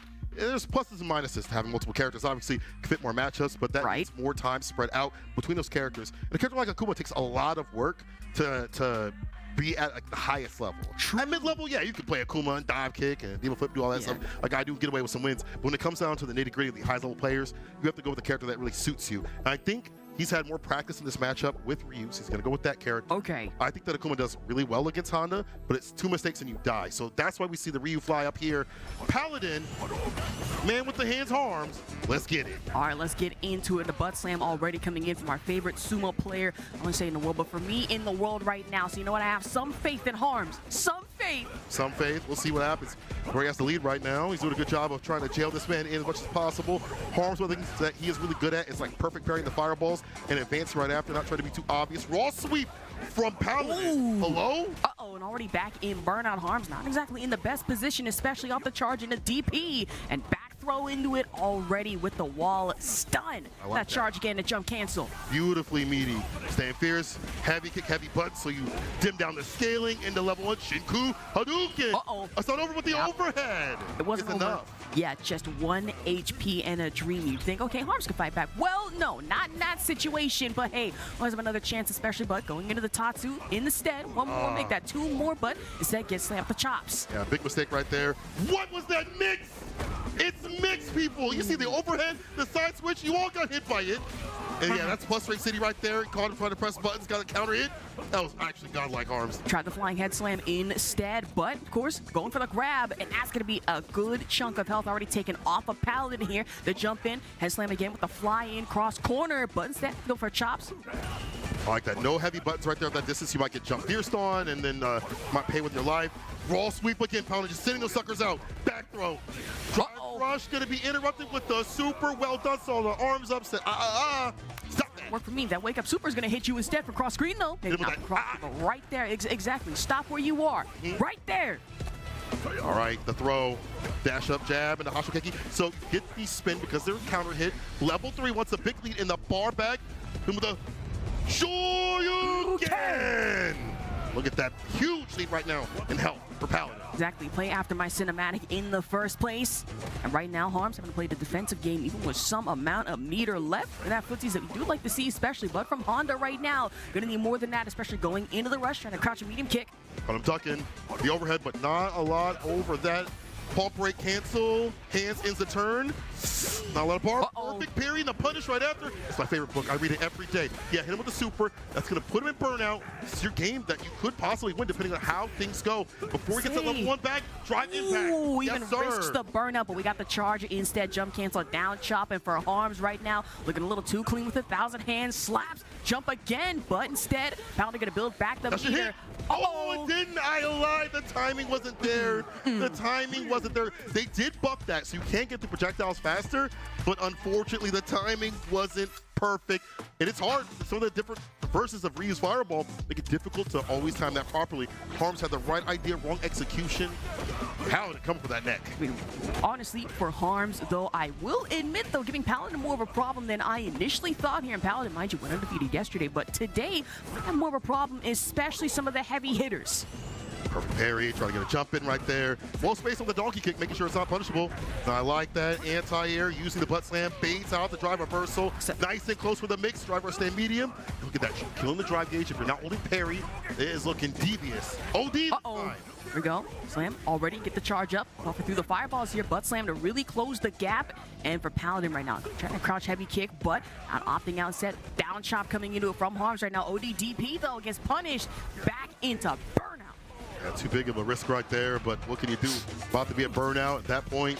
We had to use that bar at the bottom, and you don't want to use it for a possibility of coming back. But hold on to it for the next round. Stand fierce looking for a button. I guess it's hard for Honda to like punish that sweep because we've seen it so continuously. It might be a real thing. Perfect parry punish incoming. Perfect parry, 1,000 hand slams possibly incoming for you, but try to parry again, expecting something, getting scary with it. But we got one more perfect parry to hit into the reversal. I like that. Take that bar back, get the side switch. Looking for damage. Positional advantage is what you're hunting for. Perfect parry again, too many lights. I'll have to say getting reactionary with it, especially if you are Harmed. Side swap into it, Tatsumaki coming into it, and now we got the level 3 super. Nothing demure nor mindful yet again about a ring of fire here. You know what about ring? Bah! And look at that. The health not looking so good, so it could be an OD headbutt if he wants to. A bad fireball might kill. No, he got hit. He really got hit. The hurt post on the jab was enough. Shin Shoryuken! Man, you gotta get electrifying with it. It killed. We can't even play our favorite game of Will It Kill. That's guaranteed. My man sent that out with his whole heart. His core is own.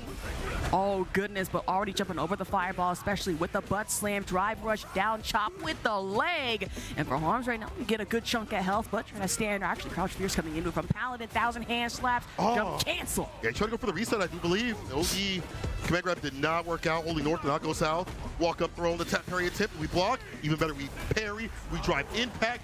Should be able to take this with a double impact. I like that. Attack on drive gauge. The rumbling is coming. Wall splat, the super, not even necessary. About to say with full burnout, put yourself in a vulnerable position and get punished for it. Paladin so far by 2-0. Harms isn't that far off. It's just a few moments of like, I have the right idea. The timing needs to be better. Right. It's already a difficult matchup. The fireballs present an issue for Honda coming through with the headbutt, so you can't use that to initiate a footsie sort of style at all. And then you have just Paladin getting aggressive with drive rush overhead, the throws, the sweeps, which look like they're hard to punish in the first place. So Paladin, we're gonna take this 3-0, but Harms, just a few more things. We might see another 2-2 set. I mean, possibly. We've seen these comebacks before, and the potential, especially with Harms, is no joke on the Honda, especially the last match. What was it? Zangief quite a while ago. I keep mentioning it, but it was right there, and as close as it was as Paladin, no exception. Donkey kick able to hit the perfect distance. Got the punish counter, get some distance off of that. Now you see him just waiting. Yeah, this is where you want to use that Denshin charge off the Hashokeki to extend that damage in the combos. Cross got DP. Paladin plays like an old man to be able to do that. And the back throw would put you back in corner fireball again, and obviously tried it with the impact. Flying head slam, though, gets punished, and roundhouse right into the charge for a perfect round from Paladin. Set point. Harm's already talked about how bad it was to try to throw out headbutts because it's easier to perfect parry them, I feel. And people have gotten used to doing so. Right. I played a million Hondas when the game dropped, so you're more inclined to be able to use that, or deal with it, I should say. And Paladin sitting on set point. He's got the bars juicing up at the bottom. You already see the damage that you can access. It's just where's the access point? Command grab.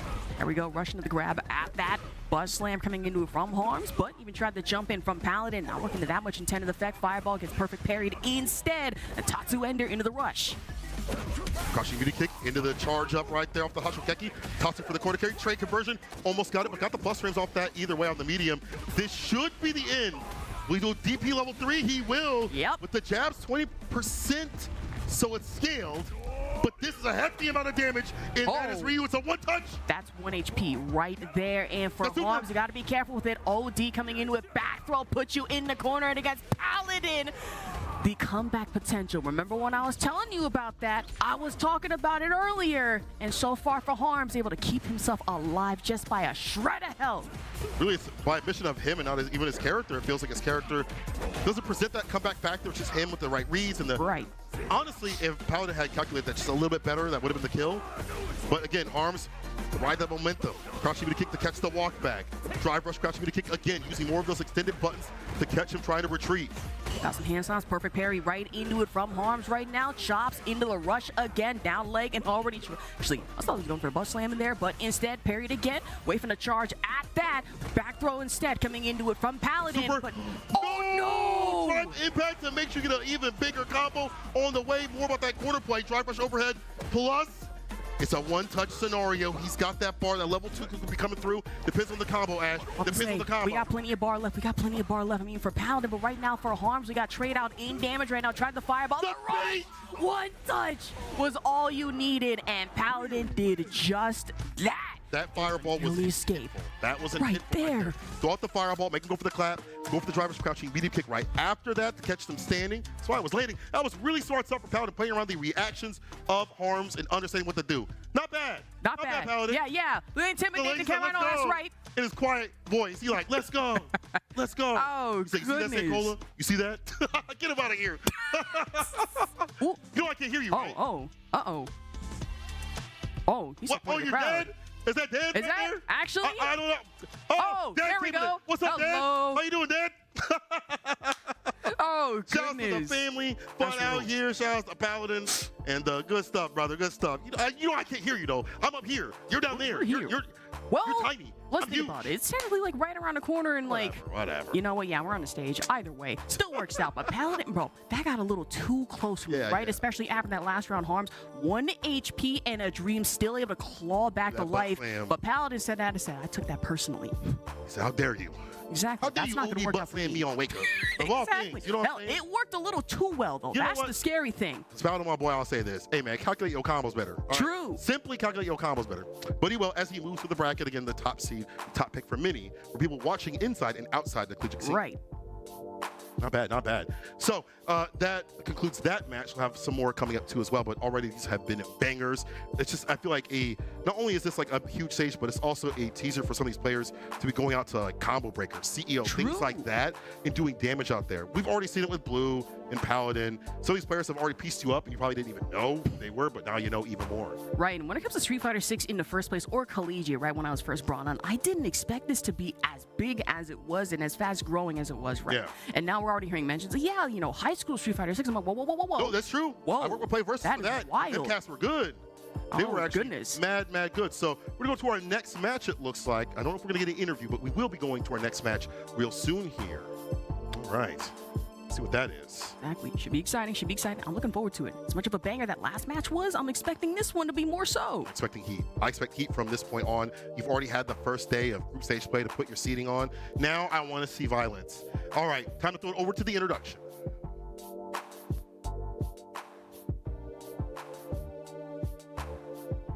Welcome to our next match in Street Fighter 6 here at the Collegiate Esports Commissioners Cup 2025.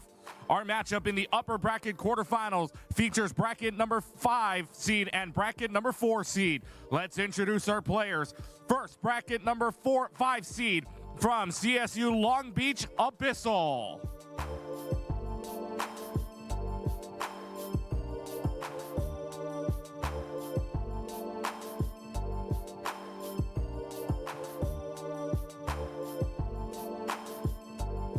And the opponent, bracket number 4 seed from Carthage College, Luke SFH.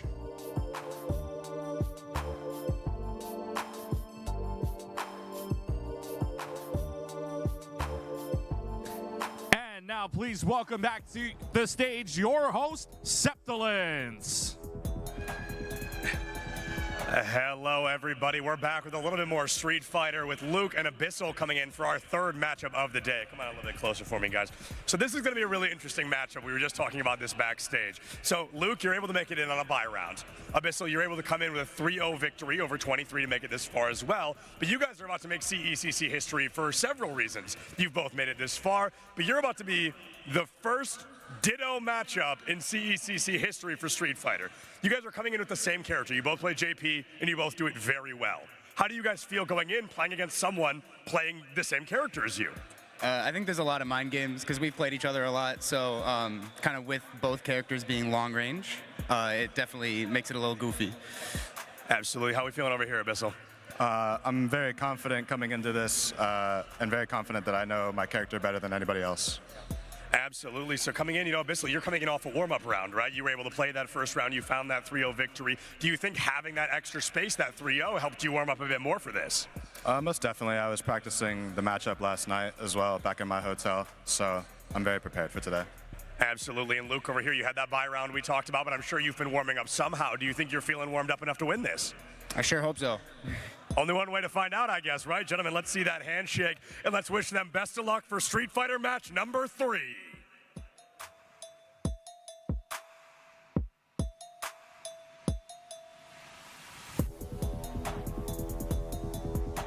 Who can pierce the most and put them through the most with the ghost? I'm telling you, when you're a JP player, you don't know what you're putting the other person through. Right. You have to fight it. Oh man, his a matchup. It's the matchup of all time, right? JP versus JP, which I imagine people either watching at home or watching here and like, hold on, I wasn't expecting to see this for another couple Where's of my other character? Exactly. Where's our character diversity? But no, if you wanted at least spam of Tourbillon or Sweet Interdiction level 3, that's exactly what y'all are gonna get this upcoming match. That might be coming through, depending on, I think both these players are kind of similar in some ways. Right. I think Luke maybe goes for a little bit more projectile base in terms of like the combat. Abyssal likes to engage a little bit more, and I think they both have a litany of setups. However, that being said, in a mirror match, it's really about that player-to-player sort of aspect. You both have the same tools. There's some intricacies that you could do. Obviously, as we mentioned, Pierce is a very important part of this matchup to stop them from setting up departure. Yep. Fireballs, it's like I have that long-range tool too as well. But when it comes down to it, you're really looking for player tendencies, what they're throwing out, and having to understand that person. So Abyssal said, hey, I played that matchup, I practice it, but do you know how to fight Luke, though? That's one of those things. You understand how to fight that player. Right. 60% of what this is going to be. That's the thing, though. When it comes to JP players versus JP players, or just in general, no two JPs are the same, especially in the case of these two players here. Can get scary, right? We speaking of player tendencies, I know Abyssal really loves to get more upfront and aggressive with it, and if you just chase him down, doesn't even need the amnesia. Will say, okay, you know when you want to go toe-to-toe, I'm going to take it right there with you. I'll take it further. And that's a good point about the amnesia, because you have the projectile like the Pierce, you have the the fireballs too as well. That may call Luke's tendency to go for amnesia a lot. He does like to do that on defense and, kind of get that side switch from it or whatever. Like he's even doing it right there, training, practicing in the button check. Looks like they're ready to give him the thumbs up and ready to unleash the beast that is JP on JP action out here. And again, some people maybe don't like mirror matches, but in this game, you can clearly see different styles with a lot of players, especially as they get further and further in terms of like skill set. True. The difference between like Take and Kakadu and Bananakin. I mean, Bananakin used to wake up heavy kick. Right. That was the first person to ever wake up heavy kick. That's a devious tool. It's a very slow button. We'll see what happens. What's the difference between these JP players right now? Abyssal, Luke SFH. Let's get it. All right, let's get into it. This should be a fun one at that. If you are maybe some certain people, it's like, all right, JP versus JP, I'm gonna clonk out real quick. Not us, though. We are on the job here 24/7, and let's get into it. You know, on the job, tax accountant, he's been thieving some money. So, side hustle not right just there. thieving some money, but thieving some psycho energy at that. That's true. It's like, that's not yours, bro. Yeah, that Corruption. is. I like that corruption video kick, though. That was a good stop sign. Here we go. Luke in the purple. Abyssal on the normal. I think it's orange. Yeah, of course, Luke SFH really favoring the departure shadows here, especially off the spikes, trying to for Pierce again instead off the throw, broken out of, and when there's one departure, there's another actually instead. Got a trig lob to worry about. Yeah, again, that Pierce is such a dominant tool. There's a throw. Lock him down with the departure. Departure is such a big component of JP. Overall, you see that thing up in the sky. You don't want to drive rush or you might get clipped and hit by it. So you kind of just stick down, and that allows the JP to just get on in with a teleport. Nice interruption there from Abyssal. Put the departure on his side of things. It'd be hard also to know which side has the departure out. You have to kind of look at what came out, even if you're playing right now. True. Like, is that my departure? Whose departure is it anyway? Exactly. That is not one game show that I would want to play in any way, shape, or form. No. That's got to be some danger. $1.5 million prize. You can keep it. I'm going to just stick to my life with all that psycho energy. But I imagine if you are Luke, they'll go for the jump in. Heavy kick gets interrupted. But where there's one impact, there's the reversal. The added that. Uh-oh. Double dash up. Jump medium, stay fierce, the departure for the knockdown. Perfect. Yeah, you better back throw. You definitely better back throw right there. Eliminate the departure. Ooh. Teleport. Houdini can't even see me. Pierce into level 3. Extra damage on the way because it's CA. Yeah, tell this man a bedtime story. Bow. Exactly. Get that damage in. Don't even have to play your favorite game. Will it kill or not? In this situation, it will not. Only just a shred of health left. Getting slammed by the Tourbillon as well as double departure off the shadows. One more spike. Honestly, one more touch is all it takes to get slammed here. But instead of going from the level 2 super from Crossway and get slammed instead, Abyssal able to retake. Yeah, Luke was trying to open up before that level 2 happened, and there's the OD allowing for that level 2 to be unleashed. Abyssal still has some bar in the bank too as well, all even rounds. Pierce looking to take him down, teleport, air throw. If you see the cane spin, he's gonna teleport, and we saw the throw right from that. Exactly, gotta be reactionary and quicker than that. Have departure to worry about. Try to teleport, back kick the roundhouse instead, but on the ground spikes, snap again for departure. Just make a snap. Oh no! Uh-oh. Amnesia too far out. Trying to hunt for a button, wasn't even the same area code. Stand fierce level 2. Burnout, the Ghastly Ghost. Oh, that's got set up. Nasty with it. Good setup. 12 It's an hit overhead. pace, no biscuit involved, but instead with the reset allows for Abyssal. Take up by 1 here so far in the set. Ooh, my eyes. That was. Oh, I can't believe the dirt I'm seeing. It's getting spicy here. It's getting a little too hot. Cannot JP believe versus the dirt I'm JP. seeing. Disgusting. I love the instant overhead sets. Honestly, that is actually pretty clean coming into it. And that also means, like, because it's a longer set, you can go for like throws right after, kind of set up for other things. Because you already applied 1 mix. You apply 3 more mixes after that. New ingredients. Nice jumping on the fireball.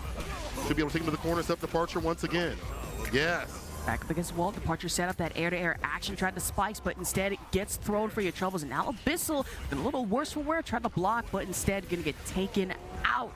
Soon here, Luke up by 1 so far. Run the momentum in the corner. OD fireball. Uh-oh, turn to 1 instead, but departure still gonna work. Where there's 1 impact, there is another yet again. The punish into it from Abyssal with the cane hit, wall slam at that drive rush into departure. Departure again, just make it snap back medium. Try to backdash any sort of button or DI. At least blocked it out, so that's not too bad. And Fierce to the fireball. Now it's Luke trying to initiate. Abyssal right back in. That's what I'm talking about. You like that CQC, you see. Nice and close and personal when he gets that distance. JP doesn't have the fastest drive rush in the business. Uh-oh. Let me talk about that later. About to say it, Luke getting that lick back. On fireball again. Those are double departure, especially off the OD spikes, but instead going for the teleport option. No shadows here, at least just yet. Fireball cross-cut distance. Now, departure puts herself in burnout. Now, actually, double back-to-back burnout. Both Luke and Abyssal. You're too far for that overhead. Try to get the jump in. That's going to be the win right here. No bar at the bottom necessary. Luke bringing it back from the break. And actually, I like the pacing he's playing. He's willing to go for like OD fireball at the start, which is a very expensive spin. True. But it does lock Abyssal down, and this allows him from starting his thing. So it's like, am I spinning bar here the right sort of way? If I spin bar now, I might be in burnout a little bit later on. So I have to be careful about how much I spin now, because you could steamroll into you're in burnout now because of you spinning too much. So True. that's a big bet. It's landing him rewards right now. We'll see how Abyssal operates around that. All right, big bet, high risk, high reward, and it's almost working a little too well, especially against Abyssal here, put you in stagger, and then obviously you have to fight your way back from that. It's not going to be a fun time, but of course going to give Luke plenty of time to really just recuperate here, especially in the match right now. Tried the fireball feint, but instead trade out in damage, goes for the spikes, double fireball. I swear, I want to say no two JP players are the same, but we're kind of working off the same brain cell for a little bit here. Just for a little bit. Just like the fact that Abyssal did start off the round with the jump heavy kick, looking for the fireball, and it worked out. He does have the lead. Double dashes up, careful of the departure, parries it out. He's doing well right here with the tap parry. Jump medium, OD. He's looking for that any sort of interaction. Air throw in between the departures. And a good air at that one just caught you off guard. And right now, it's a fireball option departure. Able to jump right over OD spike, departure, teleport into the grab. That's all you need right now. Abyssal up by 1. That's the dangerous thing if you're already holding parry at that point. Gonna get clipped and hit. A throw, maybe a shimmy on the recovery of the parry. Stand fierce, driver crouch fierce. Yes, sir. Dash up forward, heavy kick. We go for the Pierce. No, he'll go for the departure setup. He wants that proper knockdown so he can go to town with level 2. Pops it raw. So no stand fierce activation, none of that stuff. Just wants to counter hit damage or punish counter, damage. Oh, there we go. The amnesia we were talking about a little earlier, just right into the spike. Pierce is thrown crossway with the volley, but instead going for the Kane option departure. The teleport setup again. No shadows, opted out. Now observe. I'm surprised he's going for departure like that. It's a very risky thing. They could easily, as you see right there, hit the Pierce, a lot of start and recovery on the departure. Just do it raw. Jump heavy kick plus Frame City down to level 2. Work to defend your own mix back throw. Just bar for bar, level 2 for level 2, departure for departure, but with the teleport, that stand heavy kick instead for your trouble. 4 golf cane right to the face. Man said, down the lane. Actually, I don't know the golf terms. I have no idea. Exactly. Are we under par or are we over par when it comes to departures? That's the important question. Even more important, though, that air-to-air throw and into the level 2. Finally get you. There we go. Game to game, round to round. Let's see what's going down. What's going down at the bar at the bottom is Abyssal. Is working on a level 3, so we'll see if he just pops to level 2. Use that level 1 to finish things off. We'll see how it goes. The anti-air is there with the forward heavy kick, the Pierce, and departure teleports in, but we finally find better anti-airs. Luke has been struggling dealing with that air throw. And they are so good about doing that on both sides. It's not to say that air-to-air has been so dastardly, especially coming into it for Abyssal, but we have to watch the meter like you did mention a little earlier, right? Usually what you like to see, especially from Abyssal on the JP, go for the level 3 for that big burnout damage, especially put you in a bad pocket, but that level 2, 9 times out of 10, works better what he favors here in the matchup at that. For now, instead opting for the departure, goes to the down shadow, jump in heavy kick to catch you, but where there's one impact, yet again, another auto reversal, punish right into it, level 2 to hit. Should be able to get a side switch here and attack the drive gauge in between the combo. There we go. Gets the pickup for a heavy kick. And now departure after this knockdown. OD almost caught him whipping the throw, gets a heavy kick, and that's going to be it. Exactly, caught you there and so far. Okay, this has been a little too back and forth. Gotta go back, character select, just breathe for a few seconds here. This is difficult on both sides. You don't know whose departure is what. You have to really think about which one is there, which one's yours. Right. You also have to think about like how much, again, bar you're spinning towards the end of the round. So you don't have enough. It's gonna be hard to weather the storm at level 2, which they have been doing a good job of. Willing to take the throw on the tap parry attempt, whatever it may be. But either way, Abyssal has been a little bit better off in terms of finding reward off his exchanges. JP could be a damaging character. He has to find access to that damage, though. I mean, exactly, especially going up close and personal, smothering JPs on, you know, one of the moves that you want to try and go for. But in this situation, what can you do, especially when it's JP versus JP? Not that much room to maneuver. Oh, not really. Again, it's hard to walk around, gonna hit with the Pierce. Wakes up with the amnesia, trying to put this man to sleep. Side switch. I'll pray for my grandpa. He's too powerful. Pierce at the end of the stand, Pierce. Some good side switch at that, but of course goes for the rush instead. OD option, set up for the departure, teleport, throw back into it. ED Pierce, the drop gauge, perfect parry. I thought he was gonna go for the crouch Pierce, but I like that option better. Faster to react. Stand Pierce, OD Pierce, and the follow-up Pierce to find the finish. Looking clean with it so far, and right now for Luke still has a bit of a ways to go. Just one away from being able to tie this 2-2 here, but of course stand heavy kick right into the Pierce option. Trying to set up for departure, fireball feint, teleport instead. Oh, I like that one. He used the close one and locks him down with the far one. It's hard to get that -6 punish on the drive reversal for the character. Gotta use stand light push, can't use crouching medium punch. That's 7 frames. Of course, Roundhouse Kane just right into the Pierce as well. Departure setup just right there sitting menacingly. But of course, Shadow is going to whiff on that one instead, opting in for the Amnesia. A jump kick, side swap. Oh, the fake out should have committed. Gotta put a ring on it. Oh, goodness. No prenup. Say, double feint again. Back to the spikes. Departure Shadow setup was right there, but just too far away. Now Luke not looking a little too hot here. He tried to go for the dash up throw. Empty jump. There we go. Very smart stuff. Abyssal on set point. A lot of juice at the bottom. Set point already, but we have seen a scenario before, right, where it's set point, really just for Abyssal right now, but then possibility. Luke, comeback potential, like I do mention time to time before, but considering most of these players are already top tier in their respective colleges, never count them down. Never, never. Especially when you have resources to work with. True. Teleport, jump, light, kick, back throw. No, it's a normal throw, excuse me. Surprised he didn't really put him in the corner, but that's fine. I want to say, speaking of resources, I mean, right now, Luke is really spending heavy right now, going big gambling mode. You have to be a little more careful than that. Really likes to opt in for the favor, but for Abyssal, sitting there, menacingly, I'm not liking this. Oh, right with the down forward heavy punch, looking for the sweep off the feet. It's not working out. The anti-air is there, of course, and that allows the OD Amnesia to play. Teleport plus ring drive reversal. Yeah, stop the activation before it starts. Oh, punish! That was so sick. The jump medium's able to hit level 3. Into the level 3 super art. I hope you like your favorite word of the day, interdiction. I know what that means. I don't know what that means. I mean, I need to go back to school.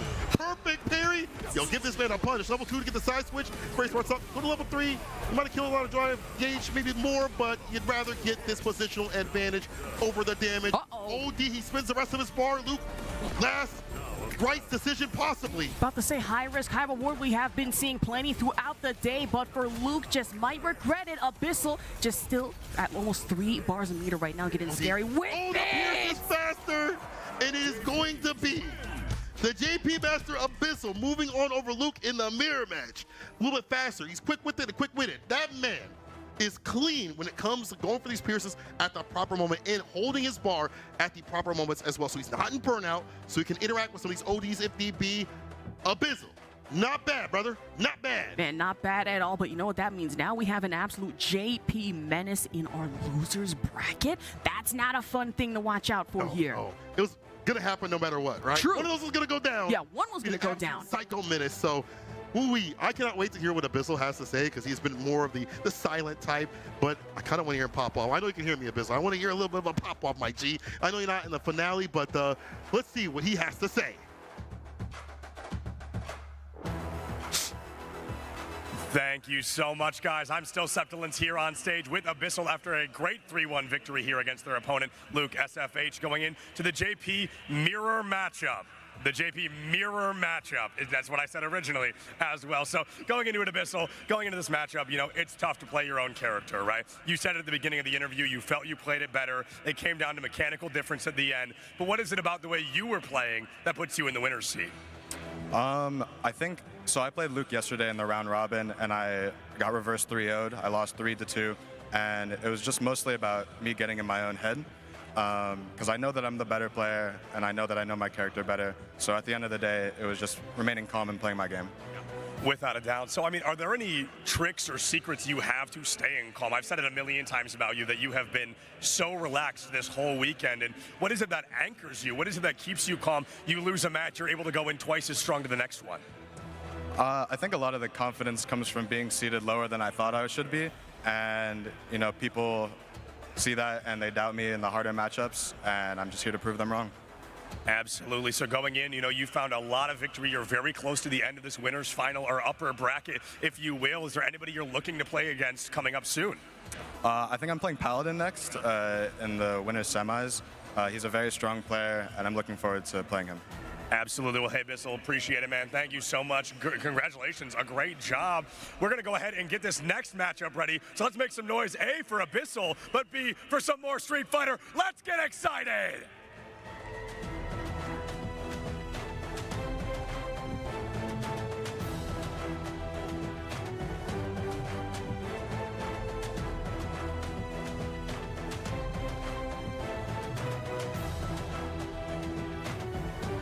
Welcome to our next match in Street Fighter 6 here at the Collegiate Esports Commissioners Cup 2025. Our next matchup in the upper bracket quarterfinal features bracket number 7 seed and bracket number 2 seed. Let's introduce our players.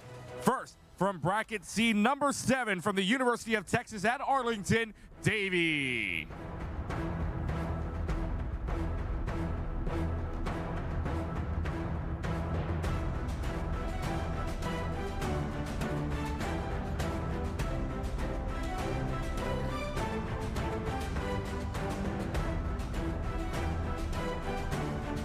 And the opponent, bracket number 2 seed from Florida International University, Blue.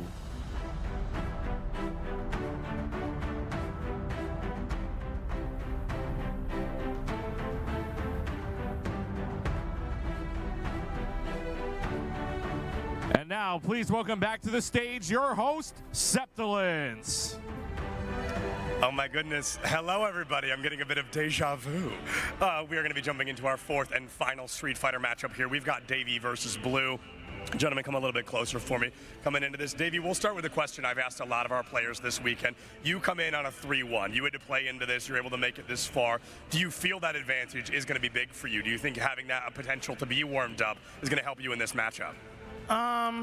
No, not really. Nope, gotta respect it, honestly, gotta respect it. And Blue, coming into this, number 2 seed for the weekend. You're in the upper half, you get a buy into this. Clearly you're great at the game, but do you feel warmed up enough? You know, you don't have that opening round this time. I feel pretty good. I mean, there seems to be a lot of people who are doubting me, so I just gotta go out there and prove them wrong. One way to do it, right? And that's going to be to hop on these sticks. So, gentlemen, let's see that handshake. And everybody, let's wish them the best of luck as they jump into this matchup, our final Street Fighter matchup of the day.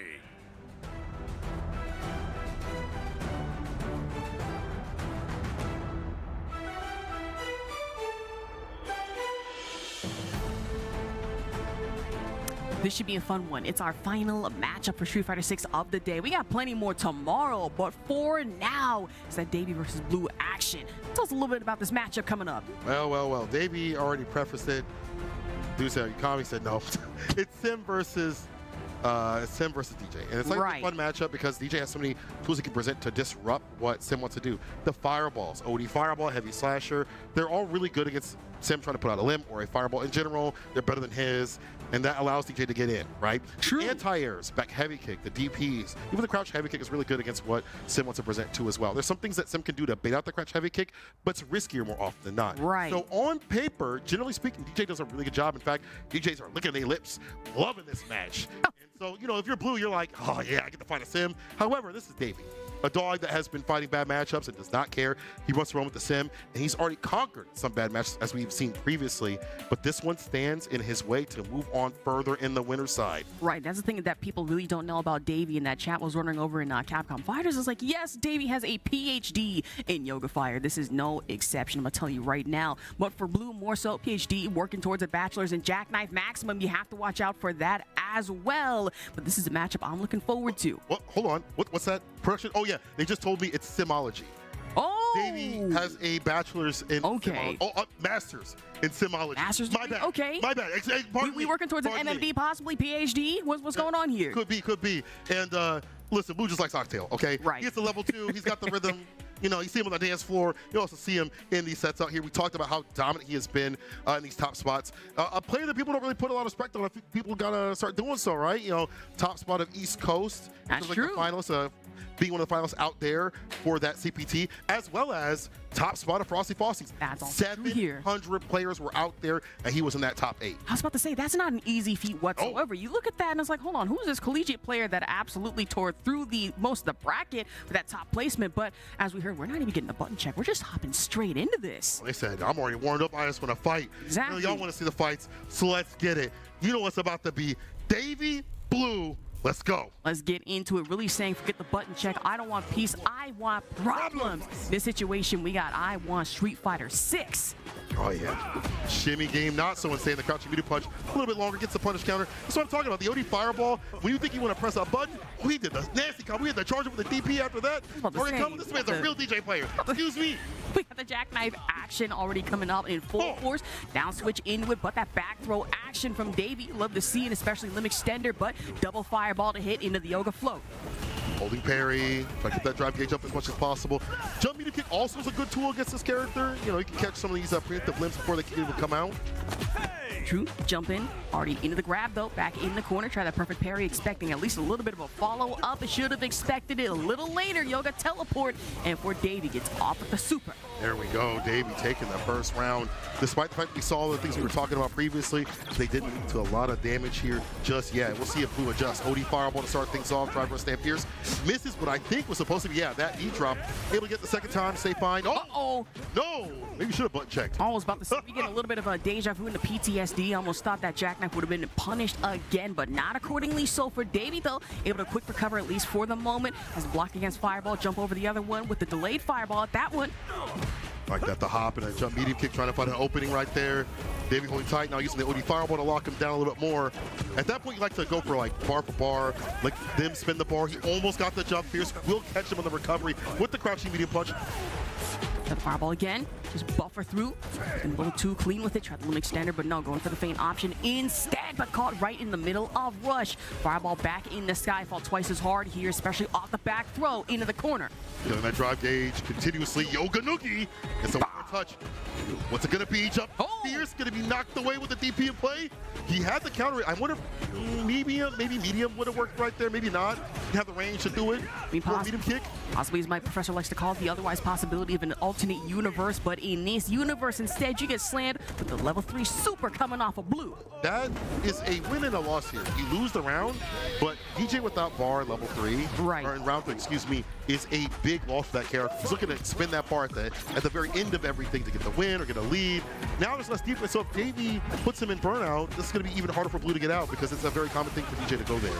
Uh-oh, OD fireball already into the DP, back at it again, but goes for the feint option, and now for Blue just replaying into those mind games. You'll be able to see Davey responding in turn though. Fireball Yoga teleport right in the ball.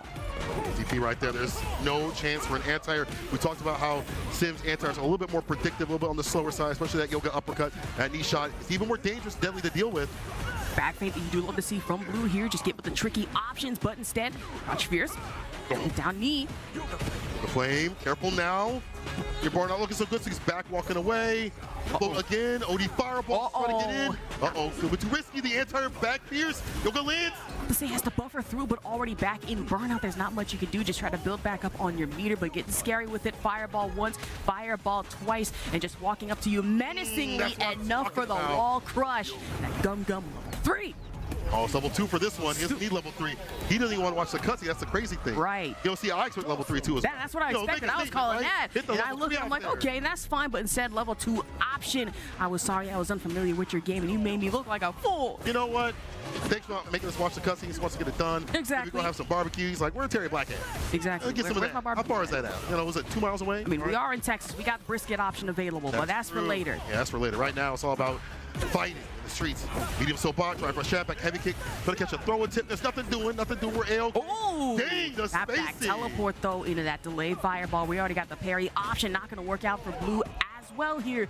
Davey starting to look a little too nasty on the Doll Sim. Starting to understand when to land what he needs and also to fake out certain things here and there. You also see the matchup knowledge against like the fake fireball stuff.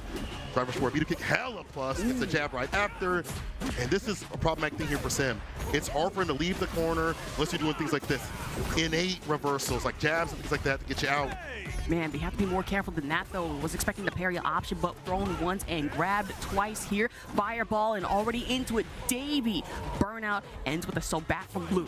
Yeah, those fireballs are really good because at that point, you just go for the meaty, you spin the rest of their bar. And I think Davey thought he was going to drive a shab or something like that. Either way, same situation we saw previously. You better change the channel. I don't saw this movie before. Exactly. Turn this TV off, and with my type of DJ activity, don't you dare get involved. But I imagine making us watch the cinematic off the level 3 instead. Yeah, you want the damage. It's not going to kill. Next hit will. What's the entry point? Dash up medium. He really went for it, but 2 space out to get a punish. DI, Davey hunting for anything. A perfect KO. And now we're game to game. Especially, we expecting nastiness from Davey here on the Doll Sim, but Blue saying, yo, y'all want to see something fun real quick? Oh, fun for me, not for you. Exactly. Fun for me, not for you. you in this situation, but hey, always chance for a quick turnaround, especially off the fireball, especially traded out in damage, but rush option instead. Right, rush. That was going to be a throw. I think Davey thought as well. Got interrupted, counter hit. Reversal buttons up the lights, resets with the throw. First time we've seen Davey do this, like the reversal, go for the back throw for the reset, try to switch up positions, not trying to be up in the corner. I'm gonna say OD maximum out in full force. We got double fireball to him, make that 3 times coming into it, just try to buffer through, especially against Davey. Going for the float option instead, back in the sky. And imagine for Dawson to go twice as high, fall twice as hard if you're not careful enough, especially dealing with the likes of Blue. Runner stand fierce, maximum upper, that's a downer. Blue up around now. Yes, he does. He throws up that bar. That level 2 can also be a thing we see. Right. Got through a fireball, gets that projectile in ball if he wants to lead, or wants to kill set. Will also make Davey really second guess when he throws out. Those all hands instead of fireballs. Man, even after the kip up, trying to go for the wake up option, but Blue gets interrupted instead. Fireball, that down slash, but we got Jackknife, the DP, and of course with the super to hit from Davey. Yeah, that's on Sara. Reversal option here from Sim. Oh. Side switch the mix. One more touch. Try reversal, baits it out. The ODDP and it gets tossed instead.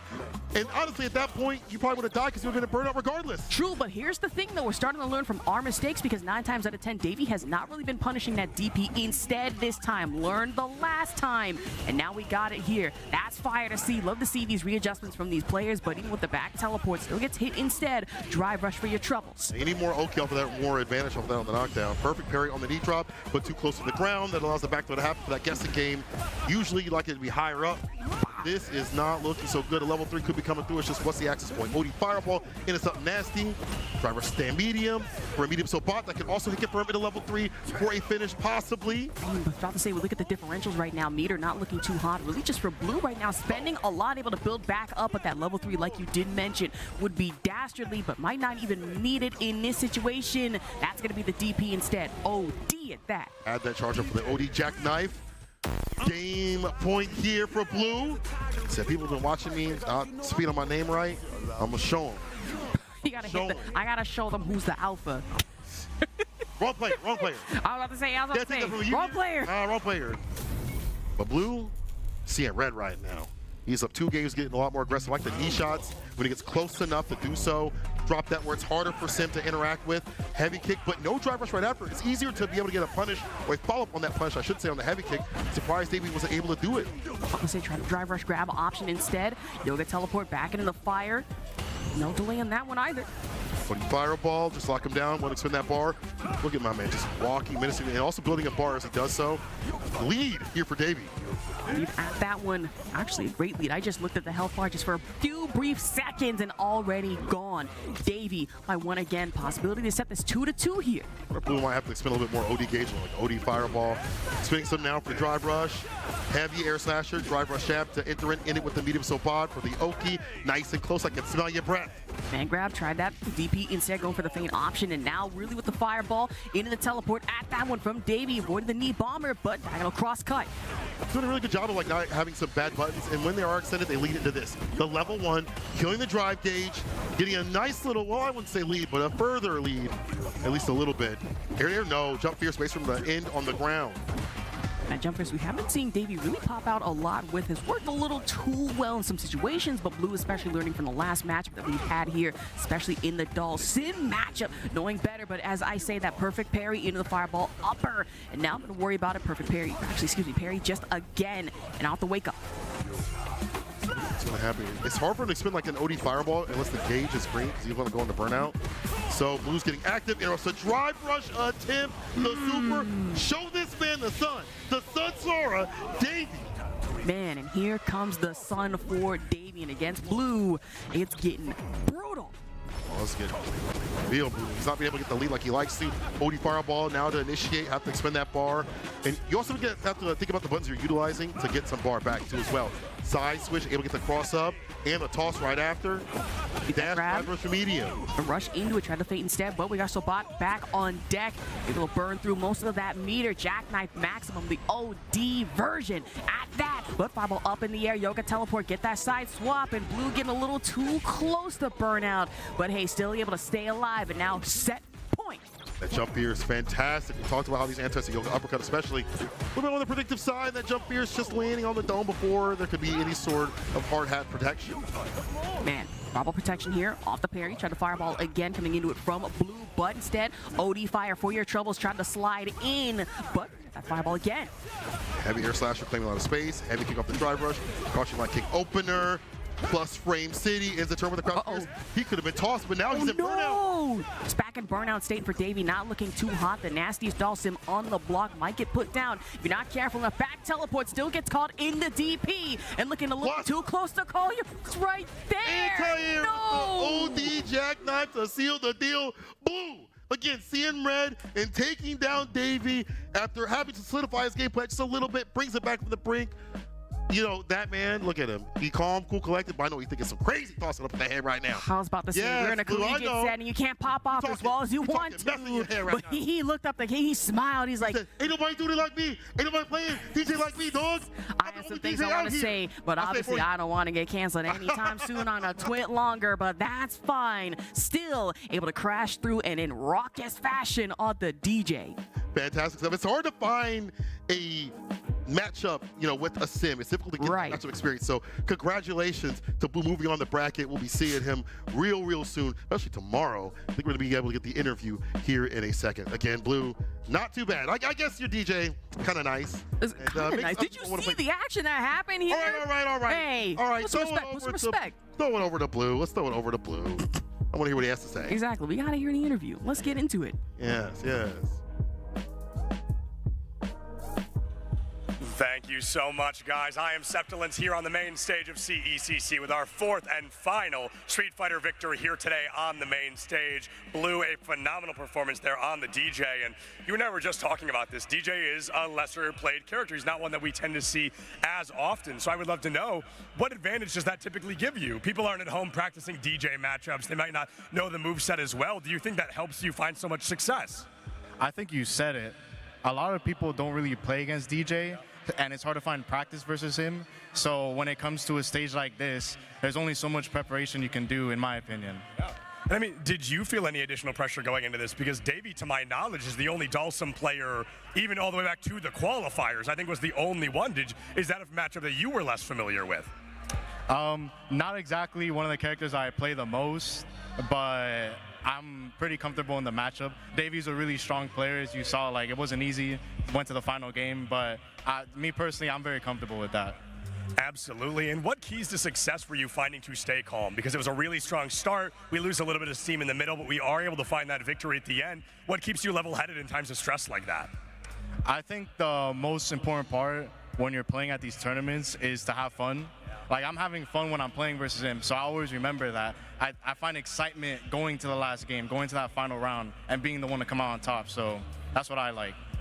I like that a lot, man. I think that is a phenomenal answer. Congratulations on that win. We're super excited to see you in the rest of Street Fighter here at CECC. We're going to go ahead and head off the main stage for a bit so we can get our next game, Overwatch, up and running. But for now, we're going to throw it to the desk. Catinator, take it away.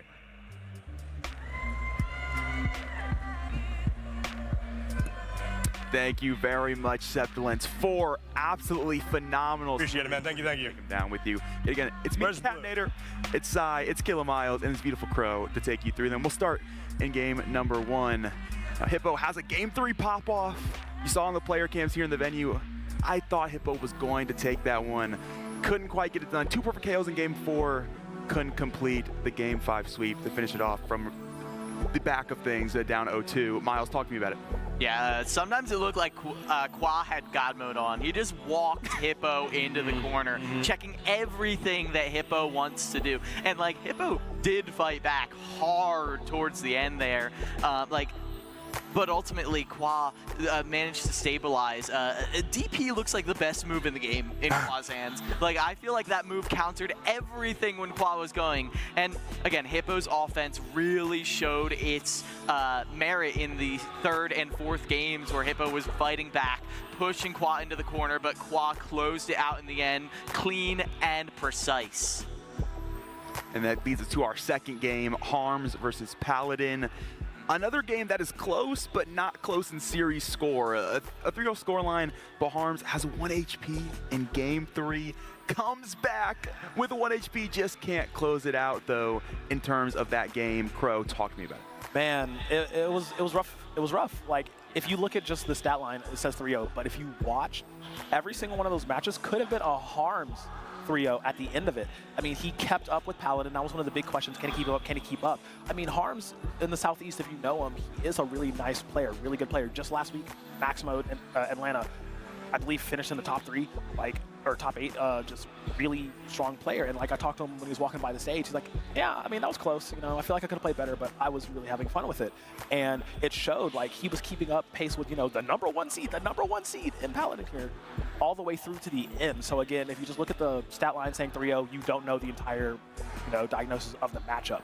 It's just that, I mean, no one really plays Honda. Like, who out here is playing Honda? I need to know. I need you to DM me and be like, yeah, that was good, or that was, you know, that was bad. But it was just the fact that he was using that, you know, lack of knowledge in the matchup to his advantage as much as he can. And it almost worked. So close. So he said, hey, the loser's run is going to happen. So I believe him. I said, like, 2 players that I said we need to watch out for this entire bracket, Qua and Harms. And so far, they've been showing.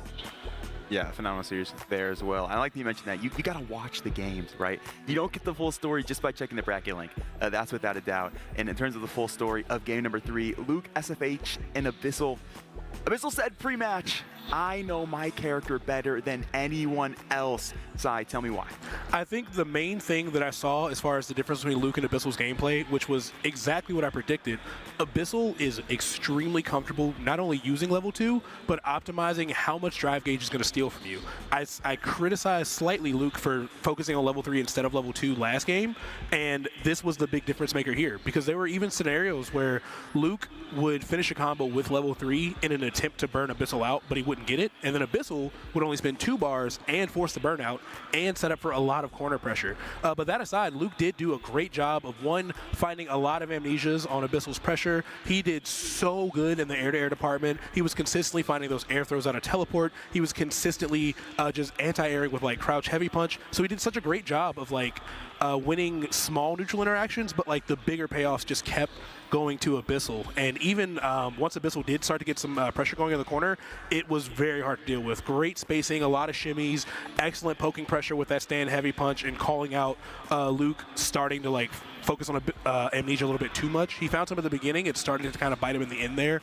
But yeah, I genuinely think that the key difference was just that Abyssal was so comfortable stealing all that drive gauge with level 2, and Luke, who's so focused on level 3, just wasn't able to kind of turn the tides there, and that's why that went 3-1 for Abyssal. Yeah, and as we roll some highlights here throughout all of these matchups, let's talk shop on what was game number 4. That's Blue and Davey. Blue, determined to prove the doubters wrong, I guess did do so, but Davey at the same time, talking yesterday, a successful match on the stage day 1, said, I did not play good enough. I need to play better. I know the threats that are in this bracket. I need to show up harder. I say definitely did do so, don't you think, Miles? Yeah, I mean, we talk about Davey as an offensive powerhouse, but for the whole beginning of that game, defense was key. Like, regular air slash, Davey was just hovering right over it, and so many amazing baits with the teleport back, teleport out of the corner, but that just, like, didn't work for the whole game.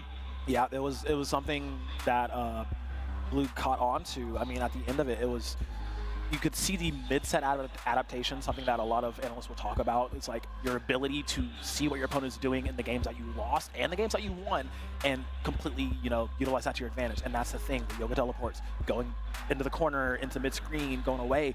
It happened a lot on earlier in the set, which is why it wound up going all the way to the 5th game, because, you know, Davey had that lead early, and Blue who's a very top-tier player, by the way, was playing out of his mind.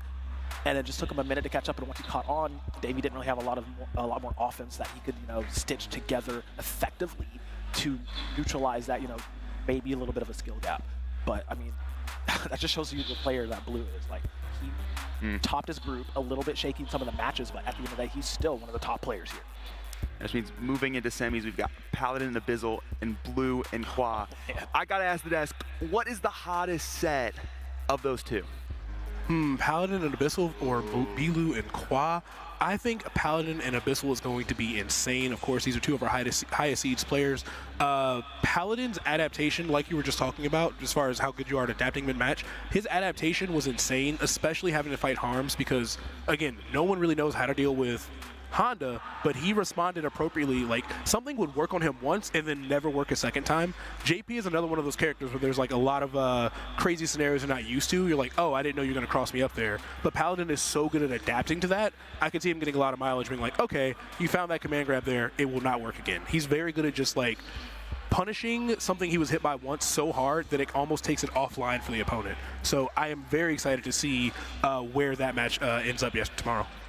For sure. Miles? Yeah, I want to see Bilu and Kwa. I feel like Kwa came in so strong, so untouchable, and then all of a sudden Hippo revealed some cracks in the armor. But then, as you saw from the match result, Kwa closed it out in the end. Do they still have that locked in? Are they still going to be unable to be broken through? Because Bilu is nothing to scoff at from what we just saw in that win against Davey. I'm really excited to touch on that one too because, I mean, honestly, they do play very similar. Both of them are really great at poking and doing counter punches and getting their licks in when you think they shouldn't be able to. So it's really a matter of can Kwa keep that mental strength up against Bilu because Bilu is so good at being, you know, that other robot on the side. You know? So it's like, who is going to be first of the punch and just stick better at it? And also the matchup itself is always fun. Luke versus Ryu, you know, Luke versus Akuma, whichever he decides to pick into, it's always a fun matchup to watch those two go at it. And honestly, there could be, you know, some shocking results. We'll just have to tune in and see. Yeah, I know put you guys on the spot, but I had to ask you, what was your hottest set going to semis? Because the CECC is brought to you in part by Lava Lamp. That's right, Lava Lamp, the iconic motion lamp with a groovy glow and a mesmerizing flow. Illuminate your game with lava. Lava on the desk. And you in the zone. Endless styles and colors to choose from. To find your lava vibe, go to lavalamp.com. And with that, we're going to throw to a short break. When we get back, it's more Collegiate Esports Commissioner's Cup action.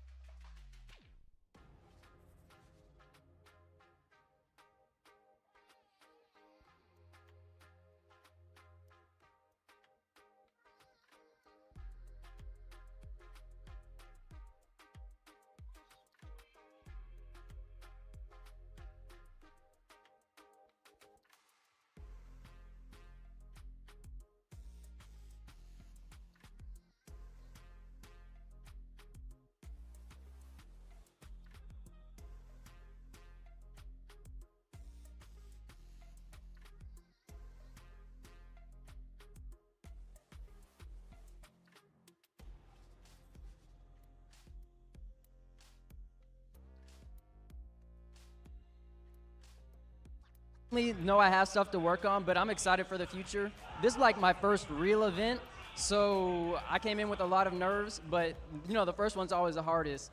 Kind of strangely, I feel like I lost a lot because I just didn't know matchups, and I was just confused what to do, especially when LAN, because people are random online. So especially because my dorm I play in doesn't have Ethernet.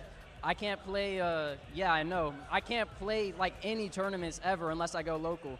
But I'm commuting next year, so I'm gonna be entering every TNS every week, and I'm gonna get it done. I think, for this first one, it didn't go as bad. I was nervous going in, but I was excited to be here, and it's been a great event, just kind of getting to be here. But I think for me, it's like, I let nerves get the better of me. I got outside of my own head, and people here are really good. So I think going forward, I'm just gonna be trying to shore up some of the cracks. Some of the areas I might have been lacking. I dropped some combos. So I'm gonna be doing my best to hope that doesn't happen again. But it's been great, and I think I just, for the first ones, like, get the things out of the way and move on to the better things. The first ones are always the hardest when it comes to tournament time. Now, I do want to ask, for you, RG Prime, I will start with you. Do you have a local scene or like a community you can practice with, any of that stuff? Yeah, so at least close to Miami, there's Arcade Legacy in Cincinnati. Great place. It's awesome. We've been going there a lot just as a team, and it's a great community, like, place to host locals. I'm from more northeast Ohio, where I live, so I got to find some stuff in Cleveland, see where it is over the summer, where it is. But yeah, that, and shout out to the people at Miami. My other teammates are great. They're awesome, and yeah, that's the local people I play with, and it's always been a great time. I know you all have F2Con as well in Tennessee, so if that gets announced this year, pull up. You should definitely come. Okay, for you, of course. So VSU, we need Ethernet and we need jerseys. T-shirts aren't going to do it no more. Baseball jerseys look nice. We should get some of those. Perfect. That's all I had. I'll leave it to you, brother. Well, I love to see it. This is a collegiate, so one of the things I really like to address as a fellow agriculturalist with my little green hand degree with studying small animal technologies, and I really, does your major, and this for you too, with what is it, games and simulation, where do you apply your major to Street Fighter, if it applies? Definitely the biggest and most obvious one for, I'm in agriculture, animal science, is patience.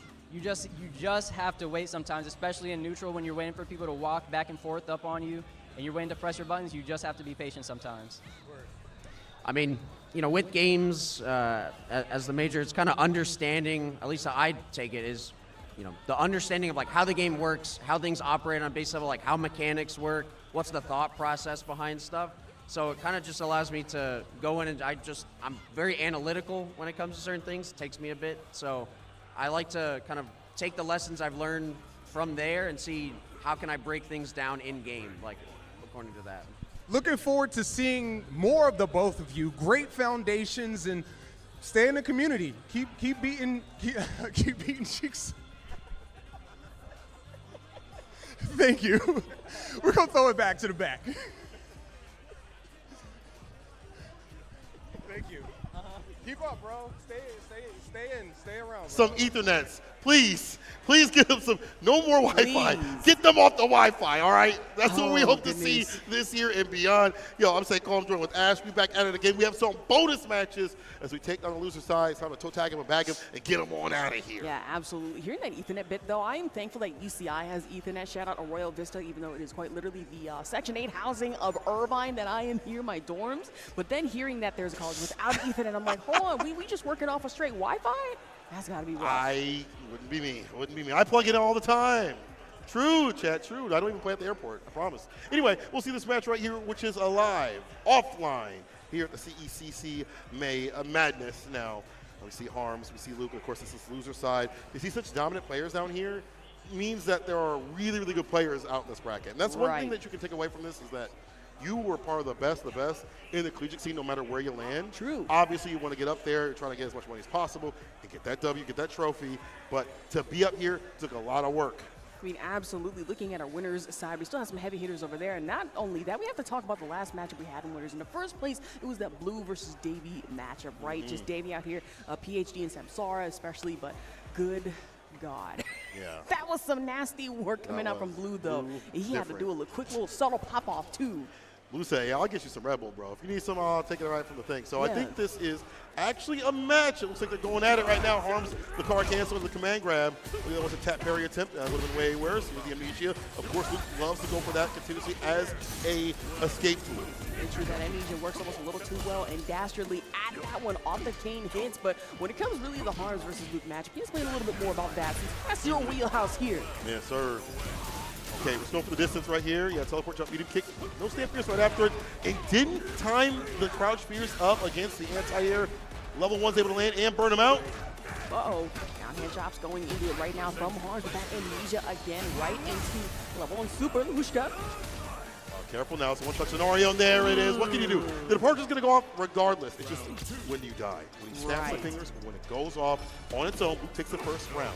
Not much you can do in that situation. Try the OD head slam, just flying from cross screen. Not going to be enough, though. There's a stand heavy kick from Luke. Departure, mid-screen. Again, using that one to lock him down more so than like getting some damage off or whatever. Takes the turn back to stand light, the fake out with the ghost. Again, a whip anti. This time, maybe not so much an anti, but just going for a button. Oh no, that's burnout, but no big punish. Could have way worse, but it will be real soon. You're burnout in the corner. Yikes, tried to crouch medium kick, but instead Amnesia with the option back throw coming out of it from Luke right now. Still trying to build back up on that meter, especially after departure. Fireball staying into it. Crouching medium kick as the stop sign. OD departure. Again, Luke never shy about using that drive gauge. The anti-air is there, trying to go for the overhead perfect parry. Trying to drive rush up, but didn't have the distance. The crouching medium punch will meet him and stop him. Luke with the first game. And fully expending the meter as well. I mean, Burnout beat Zambo still able to pop through with it, especially off the last pierce. He saw the gap, and you can still Amnesia. It's just, I think it's like 3 frames or whatever. It's not like a 3 frame startup. It's not a real reversal, considering how OD is. But as we take the first game, we'll see if Harms can bring it back. Extends the last hit of the Palm Parade. He goes in for the butt slam as well, just able to catch tail end, but that Amnesia gonna hit again for the Pierce bomb also in the departure. Walk-up heavy kick plus range. He delays a little bit, doesn't go for the target combo. He went for the stand pierce there to get the punish counter. That was nice stuff. Luke, reversal jabs. OD departure again for the lockdown. Not clear for flight, but I am. Yikes, to jump in. Also, OD departure to hit. Also, but Harms responding in turn off the drive rush. Butt slam ender at that one. Drive impact right back. Yes, we do things that pull us back so I can be able to get drive impacted. And Luke was ready with it. Up a game and around now. And up so far, I mean, really building up the momentum, especially on JP, but trying to butt slam instead. Luke responding in turn, especially stand heavy right into the OD Pierce as well. Trying to stock up when you shouldn't. Careful now, you're locked down up in the corner. Find a conversion. It help out get the extension off the hand, so makes the neutral better, but we'll get a chance. Level 3 is in Luke's wheelhouse real soon here. Obviously, just beautiful ways away from building up on the meter. Like you said, predicted, level 3 would be available. Just have to find the right opportunity to do so. That wall crush still gets hit with the Pierce bomb, though, from Harms. Yeah, the bomb still came out. It was 2, because it was the OD. And this should be the victory right here. OD Pierce making level 3 not even necessary, but Luke has been so good about finding these times to run the amnesia. We know that is his game plan, but even if you don't know how to counter it in the middle of a match. You know, it's harder for Hana, obviously, to have a projectile to stop that, so Luke can kind of run that for free, even more so, but even then, you know, you might think that Harms is able to find a bait here and there. It's not happening. Too much difference on defense when he wakes up. Luke makes it really difficult to see when he's going to do something. And, that's 2 games up already. And 2 games up already. One thing I do like to see from Luke here, especially predicting when Harms is either going to try and go either for the slam or the fact the flying headbutt from cross screen goes for the amnesia off the defensive counterpart, and then is still able to recover at least a little bit from there. All right, 2 games up already for the JP Master himself. Trying to move back into the bracket, gets a revenge on the Bizzle. Space Cap, or Stand Light, excuse me. The OD departure at that tried. Just a low-level Turbolon as well. Get that ghastly cool out of here. Happy with the aversion. He's going to spin that bar again for the lockdown. Arms hasn't been opened up his head. That push to the corner. He tried to go for the command grab, but the headbutt is there. And I don't know what that was. There was nothing in that area code to even go for an amnesia for. Little mistaken input. About to say 818-702. I don't know any of those area codes here, but right now we are in Texas, and at that, you have the Amnesia still. Punish counter, back throw into the corner. Walk up OD, confidence, Harms. All right, one more touch. So far, just one touch is all it takes here, but for Luke, really carefully, especially against the headbutt. Cross slam into the fireball as well. Departure setup with the spikes. Yeah, slight walk back was allowed to avoid the headbutt from happening. The lockdown double dash up, no throw. The fake out with the ghost. Interrupts the heavy. The jabs are there. The 4-frame. This man's insane, but he has been so on point with checking and challenging in between gaps and things like that. Harms is ready with it. And all you needed was a 2-touch pressure jab to really hit. And for Harms so far, has a bit of a ways to go to build up from an 0-2 deficit, but it's not impossible like we've seen previously. Not at all. Anti is there though from Luke. The crouch fears. I don't know what button he's trying to go for, but got interrupted either way. Interrupted with the crouch fears. Neutral jump back though. Yes, sir. That's a burnout here for Harms. Back throw in the corner, tried to butt slam, but gets interrupted immediately. But the same can be said for Luke right now. Both in burnout, trying to build back up on that meter instead, opting in the level 2 super. Yeah, that's a perfect thing to do. Get it level 2 the next round. Run it right now while he's in burnout. They can hold these throws. I don't think Harms is going to wake up with a super. I think he's going to hold these throws. Yeah. If you spin your bar right now, you might get back out of burnout, but it's still a long crawl up, so you kind of go to the final round and just work from there. And True going for the throw spam to really end it, send things home well for now. I mean, tied 1-1, but Luke already on set point here over the fireball Pierce option. The Pierce. Parks out again. Dash up. And I like how he's not using any drive gauge. He's going to wait until he finds a conversion to do that. Wants to wait to spin that bar for like OD departure like this. Plus frame city. Harms going to take back his turn. Had to go for the flying headbutt just momentarily not working out, but that down chop absolutely will into the drive rush conversion. That level 2 super. That's good. Get your bar back. Get yourself back in the green. And Luke going to be in the orange, so maybe less OD departure to have to deal with. Will Harms aggress? Yes, he will. Drive rush fake out, looking for the Amnesia bait. Nothing doing. Throw? No, slows. Open on the toes. I like that. Cancel with the card. Command grab. Nice and close. I can smell your breath. About to say, even risks the burnout for it. The fireball fade right into it. Flying headbutt. Now Luke still gets jabbed out. And so far, Harms still showing signs of life. That stand medium is such a fantastic tool for the character. Being able to lurch forward. You almost don't expect it to do so, but it claims so much space up the place that you're like, dang, I can press a button, bam, get got. And honestly, when it comes to like standing light punch buttons for JP, on the slower side, so you have to use like crouching jab for a 4-frame. It's already, you're putting yourself in harm's way. Harm has a game on the board. Game on the board so far. I mean, it's 1-2, still a bit of a ways to go, but don't count Harms out just yet. For Luke, though, I imagine, listen, I want to end this as quickly as possible. You're not going to get me out of this bracket in any way, shape, or form. Speaking of forms, we already have the Pierce option, but Harms responding in turn, OD headbutt. Yeah, whatever it takes to get in. OD Pierce, departure, headbutt again. This does put him in burnout, so those headbutts are getting a lot nastier. Luke, able to get the back throw, departure, headbutt, gets a knockdown. Stomp, crouching like he gets a counter hit. This man's getting everything. That could have been more. Oh, jump over the drive rush though, and still with the side swap option. Luke responds heavy option instead. Goes for the super. Lushka still misses though. This is the level 1. Anti-retreat. You'll take that. You'll take that if you're Luke. He's in burnout. One touch. No way. No way. There's no finish. Fights to beat him either way. Harms brings it back to the brink. Okay. Listen, he put the Pusheisty on, he robbed him. I was about to say, we got the Honda Shiesty. That is absolutely insane with the sumo. But so far for Harms right now, at least one up in the rounds. Opportunity tied 2-2, goes for the headbutt. A parry option instead. Nice jump right there. Catching some of these buttons, you have to do so. I feel if you're seeing that lurching forward, same medium, neutral jump is a good option. The drive impact had the departure to back him up if need be. Pierce. Option, departure setup, just coming in from Luke right now, trying to fireball instead, drive rush op, still able to catch you by the toe. Almost got him, trying to stock it up right there, able to block in time to stay fine, but it's not looking so good here for Harms. He's full screen, has to find a headbutt with the sort of departure that he's putting on, and now the OD makes it harder to find that time to hit the headbutt. You might get clipped on the way in. All right, so far, he's sitting there menacingly. Drive rush still, stand heavy kick coming in from Luke right now. Wall bounce in for the fireball, except for the departure at that Harms. He's trying to put himself out of harm's way, still gets caught. Now Luke back on set point. Little fake out with the ghost, backs up, puts us through the most with the crouching medium punch. Little stop sign button, still good. You know, obviously has a hurt box on it now, thank God. I tried to go for the anti, did not work out. That forward heavy kick just whipping in the distance. Option, tries to go for that jump in, still works out almost a little too well right now for Harms. Nothing to be more mindful about Ring of Fire, level 3, super. So I think if you're Luke, you might have to look at level 1 here if he gives you the chance, the opportunity. You are in burnout, so it's a DI into death. See what happens. Yeah, Harm's basing a little bit, waiting for a reversal. Didn't catch the recovery. He recovers very fast. The jump back. Okay, level 2. Level 3, he wants to put in burnout. I see. So I thought he might go for level 2, maybe go for the side switch. The combo routing was into CA right here to put in burnout to get as much bar back as possible. Luke loves this. OD departure. Yep, we're using big words right now. The level 3 interdiction to really put you back in burnout. And for Harms right now, it's about a Harm's way drive. Overhead! You are dead! Might be enough. That's dead! Having the Pierce fall up right after, fantastic stuff. So I'm ducking.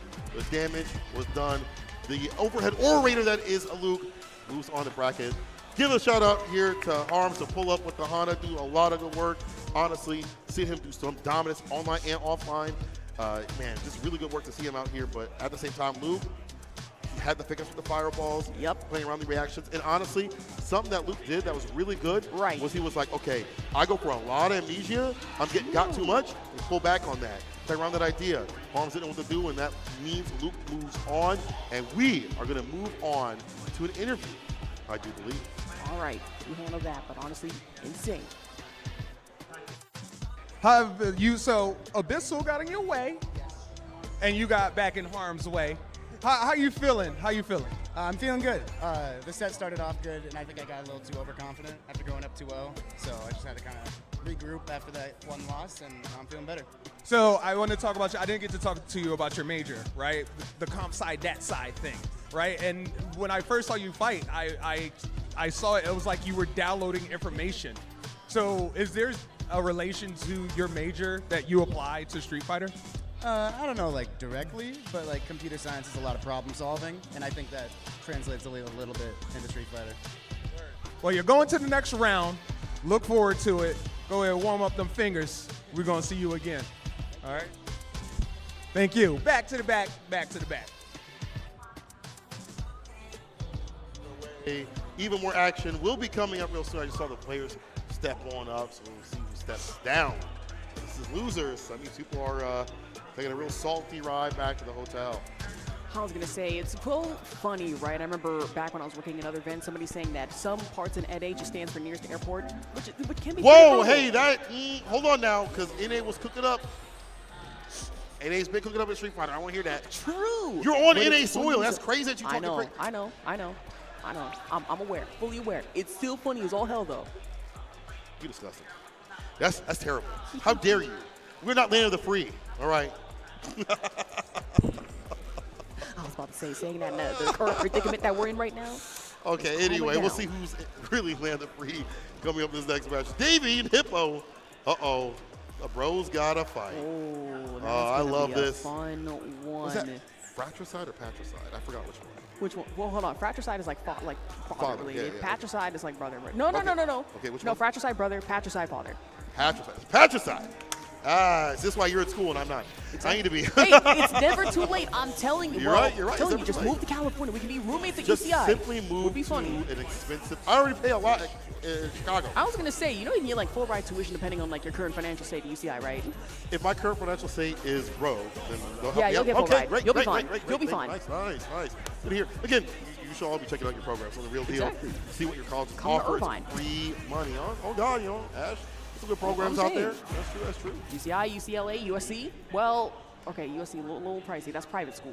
True. But hey, I guess we get paid for out here. Let's see if we're going to get a good match out here. These two play each other so much, you might see some decision making that makes it kind of turn your head a little bit. That's because they play each other on the regular, right? This is one of those things where when it comes to time, they both help back some things, so you might see some wild decisions.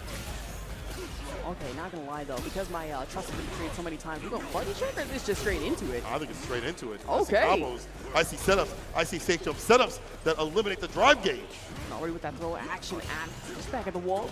And down slash instead, drive rush option, and with the burnout, Hippo does not matter. Crush option still gets broken out of. Yeah, he dropped the combo. That was really unfortunate. Had he had the bomb, it would have been safe, but this is perilous. Man, Matthews the bar at the bottom, wake up super. He tried to go for the drive reversal, get the drive gauge back, holds himself before getting hit with the back medium kick. Anybody's game? Uh-oh, Scissor Kicks as well. Delayed fireball coming in from cross cut, but instead air-to-air action right now from Davey. The OD, though, gets beaten out of, so one up for Davey in the rounds here. All right, first round up here for Davey. Drive rush back, kick, perfect parry, punish, bomb, incoming with the back fist ender. Drive rush, the fake out, yeah. Trying to bait him out to do a super possibly, back throw, lands quite a bit of damage on the drive gauge too as well. And damage on the bomb as well coming into it from Hippo right now. The slide in from Davey, try to reverse with the fire, but too far, had the back hop especially, but that jump fierce. Playing a lot of space in this place. The anti-air there, the uppercut, drive rush, back throw. Switch it up. Back in corner game, which honestly I don't want to say Hippo is kind of weak at, but still puts you in a vulnerable position. Not the best place to catch you in, especially against a very nasty Dawson with a PhD on the block. Yeah, you have a PhD in defense. Hippo's got a PhD in offense, a master's degree in beatology. No level 3 just said he wants to hold the bar. Isn't that crazy? Exactly. I was about to say, we both got one in Burnout Davey right now, but both have critical art available if you're not too careful enough. Jump fierce instead, but try the option for Hippo, though. Still going to be enough off the Exploder. Didn't get what he wanted previously on the drive impact, so he's able to block in time. Lucky. Interrupts the scissor kick that time, though. Side switch. Backs away, trying to get too much of that drive gauge to be deleted. If you're Dave, you have to be really careful about, the pressure that could be happening. Your drive gauge not looking so good. The bomb is off, but the bumper is better, Hippo. Up to say with the limb extender, Davey just caught in the cut right now and against Hippo to the double over bomb scissor kicks into it instead. It's one touch, depending on what happens here. Crouching medium punch, scissor kick with like a punish counter behind it. I don't know what that was. I don't know if that was like supposed to be a cycle crusher or what. Jump fierce, blessings from above. Air to air, interrupted. Both jump fierce. Ooh, it was David that takes to the skies. Holds north to put this man south. 6 feet under. Davey takes the first game. Man, with the 17 hit piece combo, I imagine Biscuit probably not as dry as you'd really like to, but as crispy as it is, thanks to Dawson and a bunch of fire.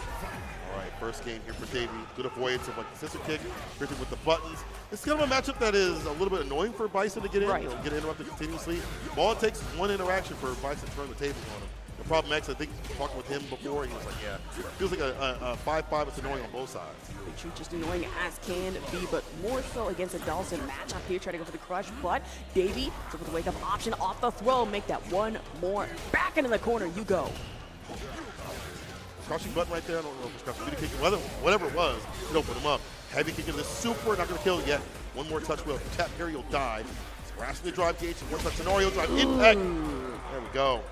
Man, try to jump over instead. Hippo getting punished for his troubles right now. Davey already up by 1 more in the rounds. Again, caught the limb extender. OD scissor kicks into the knee. Bomb! He's been at such a good range to be able to catch that limb, the crouching medium punch continuously.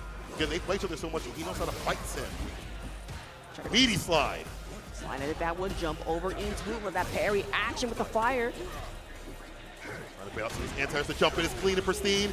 OD scissor kick, back fist ender for the bomb. Throw. Yeah. So Davey wakes up with a super walk up throw right after that avoids the Sunstar. The bomb goes off. Stomp the roach. Drive impact. We don't hit nothing just yet. Man, I wasn't expecting that interaction to work the way it did, but hey, got to do more research on that one, especially the matchup at hand for Davey, though. Some kind of meter left, but not as much on health. Able to jump over the OD with the Yoga Flow jump fierce right into it. Honestly, I'll take just one more bad touch in this situation. Perfect carry, OD scissors into the bomb. Back meter kick right there, staying alive. It's a little bad. Jump fierce could have gave Davey a 2-game lead, but you see some more games out here. Hippo trying to stave off that momentum, trying to get some of the jump into the jump heavy kick, go for the stomps, where it's harder for Davey to approach and is able to whip punish, but no fault with the scissor kick, unfortunate. Perfect parry, takes a turn back, it's mine. About to say, plant the bomb if you will, and for Davey, for avoid a cross cut, already into the throw, back to the corner, you go, the backhand from hell. Whistle the jump over side swap, does not matter, try the drive rush option, perfect parry for your troubles. A lot of good parries coming through. You see some more throws, OD to cut to the fireball. Hippo's more not looking so good, and for Davey, it's time to approach. This actually favors Hippo a little bit, gonna get the super. Never mind, he's a burnout. Never mind, this is looking terrible. My mistake, this is looking devious. Level 2 should hit. Oh, never mind, excuse me. The recovery was too easy here for Davey.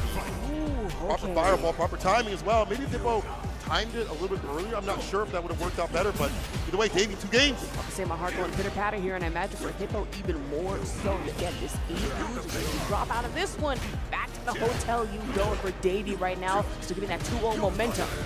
For some people, it's across the street. For others, you got to take Uber either way. Salt water. Perfect parry, gets the bomb on. This is your win condition for the character. The medium. It didn't have the cycle crusher timing for it, but that's fine. You have him up the corner, another bomb. Again, just on the grab just a little bit earlier, but not on that one. Scissor Kick will make an impact at the parry action. I'm just surprised we didn't get from to interrupt, but instead the drive rush option can plant the bomb again with the throw back in the corner. Keep it up. Medium, the bomb again, continues pressure, and now Hippo's getting more of these bombs, more of these conversions right after. The conversions aren't like super heavy, but the bomb being on continuously puts Davey on the back. Back foot right now, but for Davey right now, he's already in burnout. The scissor kicks making as much of an impact. Try the drop option for Hippo right now. He's back to the corner pressure again. Scissor kick right there. Davey trying to keep him out much as possible because that burnout is almost gone. Jump Pierce almost claims his life. Doesn't there. Stan Pierce, crouching like kick, interrupts right after it. So we got the meter back, but it won't cost already wasting it away, but you have to use it necessary. Resources available. A fireball just back in the sky, able to catch Hippo right in the super art conversion. Double no yoga! Whoa! That's a lot of bar to be utilizing right here. You know, if I'm Davey, I don't have a weight decision at this point with like a level 1, level 2. So if Hippo gets aggressive, it's a little more dangerous for him. Right, final round. Davey already on set point here. We haven't seen the same situation before. Hippo able to build back up possibly to 2-2, but you never really know. It's that PhD versus PhD. Having sitting these bachelor students, that's fine. Reversal, I like that jab, gets the ball pick up right after. Catches trying to leave the corner, catches the recovery of the drive reversal. Bomb goes off, but no explosion, no bounce. It could have been even worse. Could have been like a one-touch scenario right after. But Hippo knows one good jump, it could be the win here. Maybe just trying to lay on the scissor kicks here from Hippo right now, but laying more so on the throws from Davey into that fireball tech. And just back into it, trying to super for the escape. Level 3 as the wake-up decision. We talked about how Bison has to be that bar for the bottom. As defense, still alive. Davey's still alive. Throw. No, the walk up is checked, but there's the throw. Hippo! How many men does it take to take down a Hippo? Forget a gorilla. How many men does it take to take down a Hippo? 1, 2, possibly 3. Okay, I ain't heard that in a while. Goodness, yeah, that is an old reference. If you know, you know. You act like you like older than 12. I'm 23. People, bro, I'm the oldest person in my dorm. You know, how you think I feel? It's bad. Got preschool in there? It's crazy. Hippo has to get a little more finally. Ends it with a bomb. Actually committed to the option. I'm surprised that David wasn't able to block it out, but in the scramble situation, anything can happen. And anything can happen at that one. A good back throw coming into it from Davey right now. The fire is getting techie with it. Throw right there for the back medium kick. Drive reversal, lets him escape, fight for a little bit longer. He's to find something significant. Now he's in burnout. Even worse, David goes for some comments. Fades out, the reaction. Thought he was cycle crusher against the fireball. That's why he's about to fall. It's a set point scenario here for Davey. Man, not much you could have done in that situation, especially as a Hippo. You were burnout, you had that much amount of health, and you really had to think about your options. And for Davey to full advantage, but rush scenario already into the fire, back in the corner, jump over with the side swap. Sweep off the feet, not even in the same area code. They were able to get a clean whip punish, the crouch medium punch, side switch, interrupted, getting a punish counter on that, the push back with the scissor kick. It's hard for them to punish scissor kick continuously, so if your Hippo get close enough, you're free to run that. Good run with the drive rush as well, trying to bait out, but the yoga flow back in that jump. Pierce love to see it. Hippo would already have a beautiful arch built up, but for Davey does not get the scaling off their super. Yeah, that one. Yeah, at that point, they said GG's. He's like, I'm done. He's like, I'm done. He's like, good. It's like, you got it. We don't gotta watch the cutscene. You done saw this already. Man really pressed start to skip. That's gonna be it. That's gonna be Davey moving on in the bracket. Hippo, unfortunately, is out, but congrats to Hippo for at least putting on a fight all the way through these brackets, all the way up to this point too as well. I mean, they play each other so much, so you can go either which way. I'm sure we'll hear that in the interview coming up, but congrats to Davey to move on the bracket with the sim.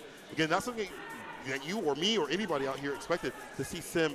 Usually when people play Street Fighter 6, they're picking like Ryu, they're picking powerful characters. Not many people are like, you know what, that guy stretches. Exactly. That was fantastic right there. That's going to be Let fun me go for me. him. Yeah. Just hit him across screen. All right, not too bad. We're going to be sending it over to the desk real soon here, or the interview area, I should be saying, to get some words here from Davey and his Simtology. Ooh, that's a far. Oh, hold on. Wait, you might be cooking, actually. Oh, yeah. Oh, switch it over. We'll switch it over. Switch it over. Yeah. Davey Dalcin. Hey, Hippo, come here, bro. Come here, bro. So he kicks her off the bracket, right? College. But somebody had told me that y'all was cousins.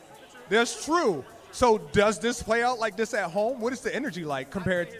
Historically, he got it. Not gonna lie. I've lost. It's not like I always win. You know what I mean? Yesterday, I beat his blank. That's all I gotta say. Yesterday, I destroyed him. He beat me yesterday. I'm not gonna lie, but you take the info and you come back. Where does this start? Where does this family rivalry start? Like, how far back does it go? Dude, we grew up playing video games together. I mean, I submitted it to the production a while ago. We have a baby picture of us playing on our N64s, like as little children. Like we grew up playing fighting games. We grew up being competitive, and this is where we are now. We love to see it. So how are you going to train to make sure y'all meet on stage again? That don't happen. He spared you like the death. He said, "All right, I ain't gonna let y'all do my cousin like that. Let's quit the game. I'm gonna unplug this." Well, we both didn't do our job. We just gotta win in winners, and if we meet in winners semis, I don't mind, but we gotta stay in winners. Losers eights, I'll take it, but winners semis, I'd like that more. Well, we love to see it, and this is a Fast and Furious duo, family. All right, let's go back to the back. I'll tell you this.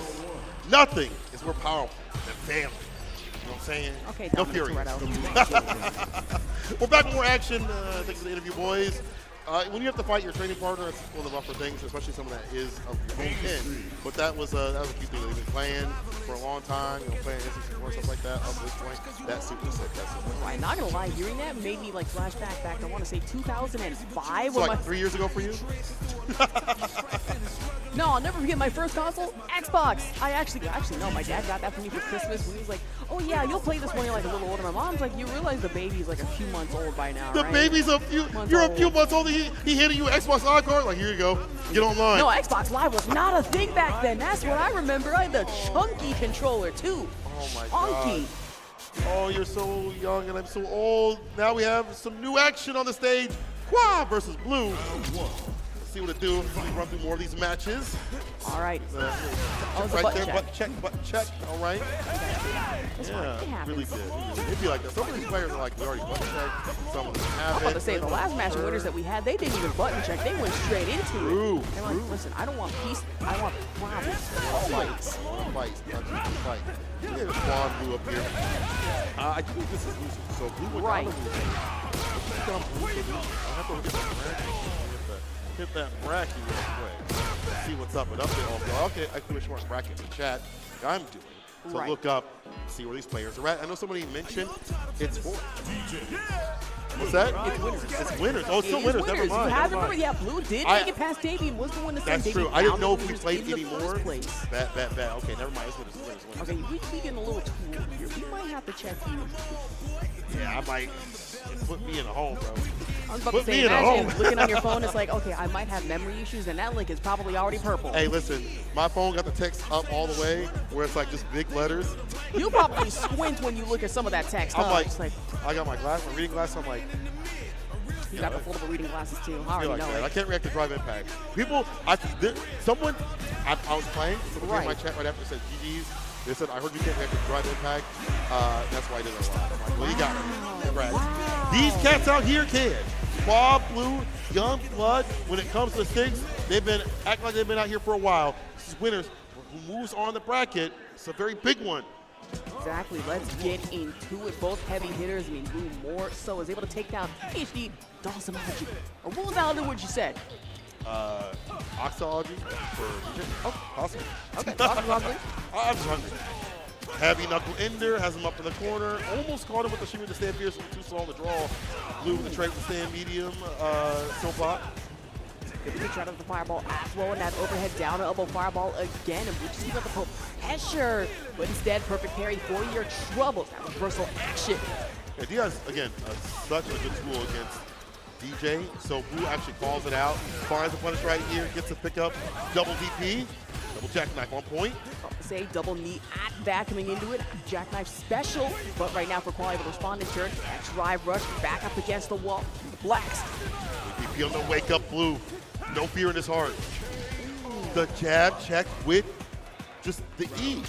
Dealing with drive rush, that could have been like maybe a light right there from Qual if he did it a little bit earlier, delayed it. I'm not sure, but the fact of the matter is Blue is so ready, prepared at any point to stop the green rush. Man, no sweat for Blue right now, trying to back feint into it, just trying to base something out. Sandblast option instead. Hey. Quad just right in the down drop. Wall blast against shoulder, bash OD. Level 2 right here, the eraser. Doing all the help. Look at how much damage has already been done here to Blue. Hold the throw. I hold another one. And that when we going for a counter, no, possibly not. Just jab the pressure, mix up with the rush. Doesn't even matter with the burnout. That is all it takes.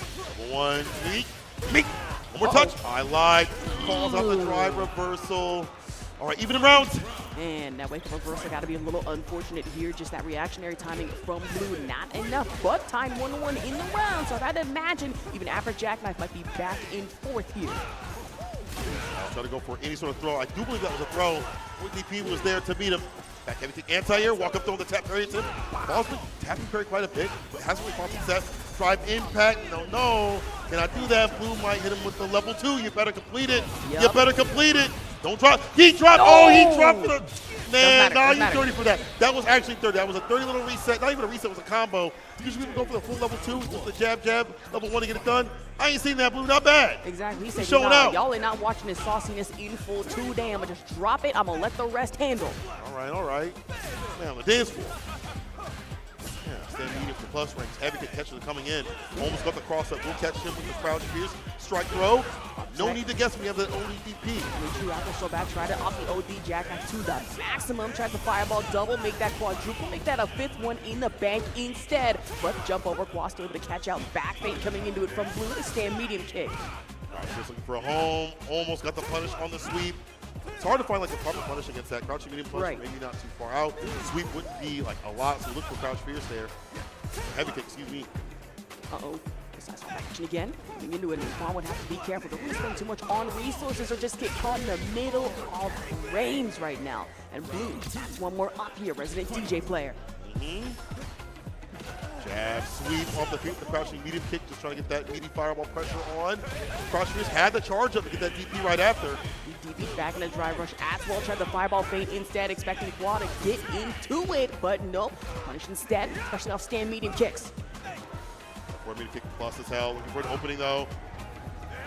Fireball, no counter hit though. No big deal. Back though, no, it's a low. Watch it out. Trying to sandblast option, but right now for Quad just has to get shifty with it. That punish coming into it out from Blue. Drive rush, just jab for pressure instead. Shoulder bash for your troubles into the throw. Perfect carry was a good attempt right there. And it was good because you saw so many lights here from Blue trying to open them up. Sam Pierce getting the fireball. Losing that drive gauge. Ooh. No! That could have been way worse though. Quad also dropping the crouch Pierce. It should be level 3 for the victory here if Blue goes for it. Has to do so to find the finish. And drops on both sides, nerves on both sides, but better off here for Blue in this trouble scenario. I mean, right for Blue to shake those nerves out even more so for Quad here, but you're already up by 2 to 0. Things are getting a little dangerous for our Luke player. You get so close to that finals. Right. So close to winning finals that, you know, it's within your grasp. And so everybody, even the most hardened players, have made mistakes at these points. So are these cats. Qual can still pull it back. Just a few more things of not tapping parry as much, find the right jump ins here and there. I'd like to see, honestly, more jump heavy kick. We see jump fierce a lot, but jump heavy kick is just a tool that reaches down. It's hard to always anti with back heavy kick or sweep. And if Blue is not having to charge, you know what to do, jump. Yeah, there's not much you can do in that situation, but as we get into our next so far, we're already starting off with drive or rush, a little bit of damage here, but for Blue, with the hard knockdown. Almost with the recovery. That stand fierce recovers a bit faster than you might think. Falls on the heavy fireball, plus frame on the forward medium kick.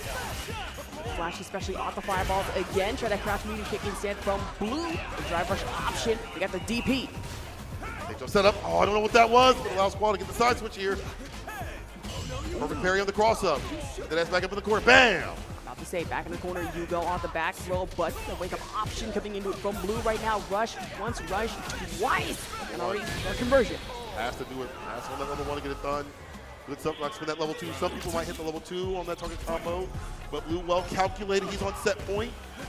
All right, BDK coming into it from blue for starters, but already throw escape broken out of, tries to fireball, but able to jump over. That's blocked. The shoulder bash. That's super conversion again. Two, eraser coming through. Wow. So this is good. Medium crouch, medium punch. Oh, he delayed. So get the jab, but no combo.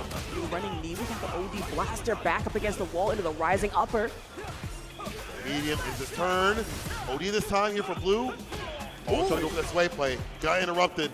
Papa Sage just caught in the middle of back fade, just a throw for your troubles. Had to go for the wake up reversal option, double fireball instead. Now for blue, taking the play safe, punished for the DP. And Quad able to take that round. That's right, DP is demons. Nobody was up there. What are we doing here? Suppressor not catching the throw, staying fierce to the fireball, killing some of that drive gauge, but that time he committed to nothing else after, so that's very minus. And the throw again coming into it from blue right now. Try to rush, but that OD upper gonna hit you instead. Catch the throw. Too far out for the heavy to hit the medium, so Bod had the counter. Won't drive rush right after. A little bit too scaled regardless, so not bad for blue to not overextend too much bar usage at the bottom for that level 3. But you know he's hunting for it. Just want to confirm. See looking for on. Battle also to go for the overhead, but instead go for that rush. Fireball feint, but instead real true fireballs right to the face. Puts Claw in burnout. That OD DP back to the ground you go. Have to go that super 2. Blast him through. I like that level 2 usage. Save a little bit of bar in your pocket. Get to level 1. Cross up DP. Can't leave for free crouching. Kick. No conversion into like the strike throw that you'd have. Target combo. Maybe didn't want to believe in it. OD fireball for the knockdown. No big problem here. Quad's a lot of bar to use, so you can kind of fight back with some of these fireballs and fight back if you want to. Perfect parry. Had the charge for the DP. It's not enough. It's not enough. It's a one-touch scenario. Uh-oh, 2 solid stocks. It's still not enough here. Getting scary with it. But right now for blue, Holy the burnout. fireball. And there we go with the fireball. That was such a smart decision right there. You saw him try to go for drive rush fireball to catch a limb from blue. But instead, blue says, I'll just play the OD fireball and eliminate any of that guessing game. Cook do whatever you do. And I think Qua was just a little bit on the point in terms of defense. If he had just a little bit more in terms of like not parry as much, dealing with more of the core beat kick. That is I think you can counter, but it's hard to do in the middle of everything. But blue plays so patiently, he jabs things out. He doesn't really spend a lot of bar unless he needs to. He's so comfortable when he drive rushes. That guy is really good also stopping you from drive rushing. So blue is the one moving on the winner side. Qua moving to losers. It's not over for Qua. It's moving to loser side. But blue is the one moving to winners final. Okay, so that should be interesting. I'm about to say day 3 is starting to shape up to be an exciting one at that. This is just day 2 reminder for everyone out there. So even though Quad, again, got sent out the losers, would still have to run that gauntlet. It might be a painful one since we got some menaces right there. We still have a JP to deal with still. We still do, but we still have an interview to go to. Let's take it over to blue. Boy Blue! The boy Blue did it again. Okay, so it looked like you're going against the Dark Paladin.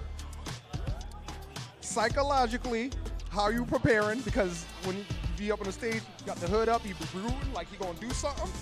How are you preparing for that mentally? I think I'm fine mentally versus him. He's a local, so I play him a lot. Yeah. So we're almost training partners in the sense that we play each other a lot. We made each other better by playing each other. So I'm excited. Like, I'm really happy to play against him.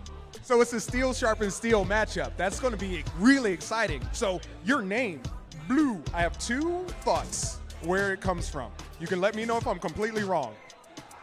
Old school, my boy Blue, or Foster's home for imaginary friends. It has 2 meanings. You're right on the Fosters. That's where one of his other ones. Shout out Deekzone. That's my guy Deekzone. If you're watching, you're my guy. Because it was one of my old usernames on the game I used to play. Word.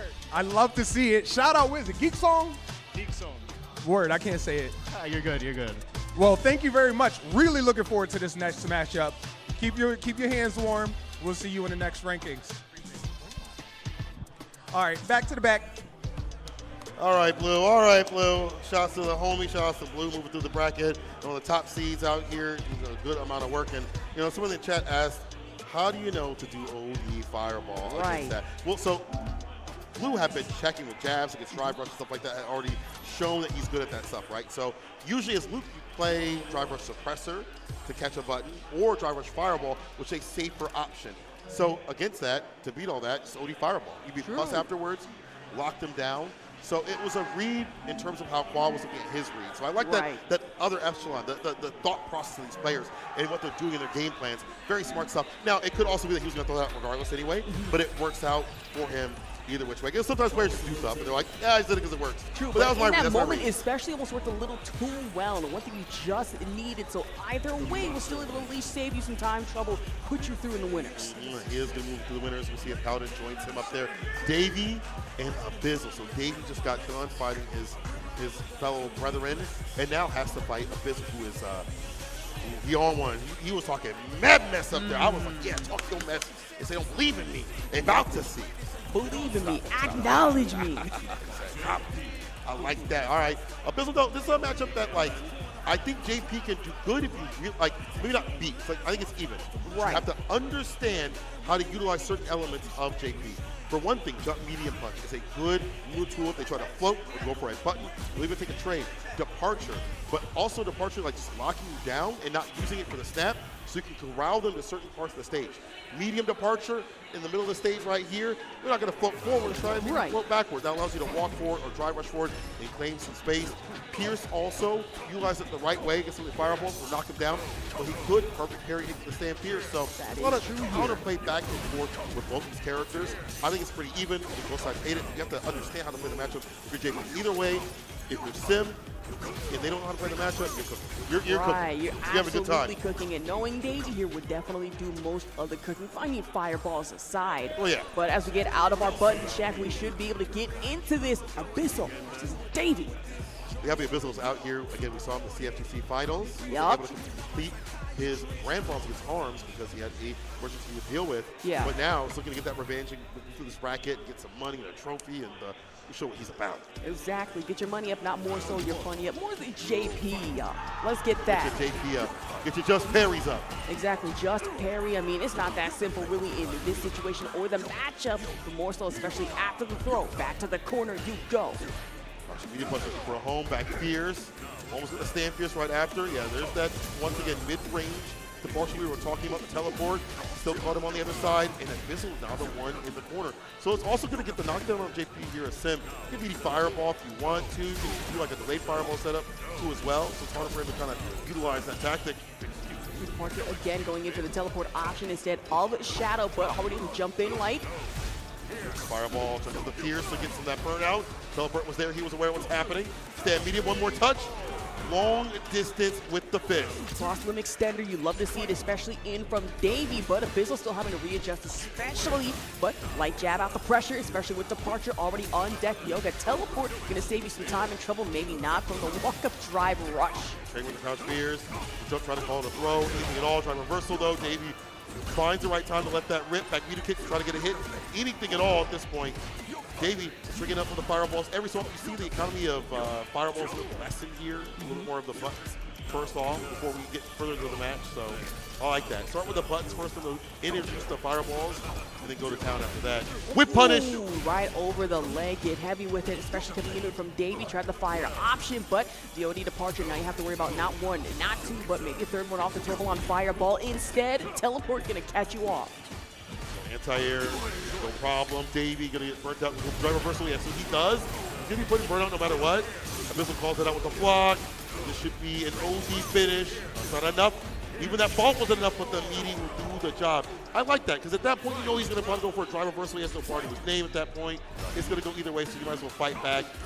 Pretty much. Just Abyssal was covering all the bases by just blocking it out. Right, just finished the heavy spike, but now we have the amnesia to worry about until the Pierce bomb just headed right towards you. The fireball spike again, tried the feint option, but instead Departure gonna catch you, just jump in heavy kick off the teleport. Anti-air did not work out. There's the air jump medium. Interrupts the walk up with the jabs, reset back throw. Davey does that quite a bit. He'll go for a combo and resets the back throw because he doesn't want to have to reset things back to neutral. Many knockdowns for Sim. Reset back to neutral for him, and he doesn't want to do that. Side switch, once again, out of there. I want to say side switch once, side switch twice at that, and for Davey just back in burnout. Has to watch out for the teleport as well as the Departure here. Some shadows would not be fun, but for Abyssal, just to walk back into the corner. Davey able to build meter back. That hit confirmed, crouching medium punch, good level 3. He also has Sunsar if he wants it. Gets the explosion to follow up. The Pierce is enough to find the finish. If nobody got me, Departure got me. I was about to say, Departure got me, especially Stand Heavy Kick has me as well, and for Abyssal, no exception. Already up by 1-0 so far. Not too far off though. Davey was hunting for that crouching medium punch to link into a super to seal the deal, or any sort of confirm, any sort of punish counter, and whip button, any other opportunity. So it wasn't like he was that far off. Just has to coalesce the game plan just a little bit. To sit here and think, of course, I think we're getting a game plan, just readjustment here, possibly from Davey. Maybe. I think if you're Davey, you don't adjust too much right now because you weren't that far off. I would think that you might have to get a little bit more aggressive. More of those fireballs, we're talking about how the fireballs are a little bit less right now. So maybe the fireballs will lock JP down and try to entice a throw scenario, strike throw scenario with super.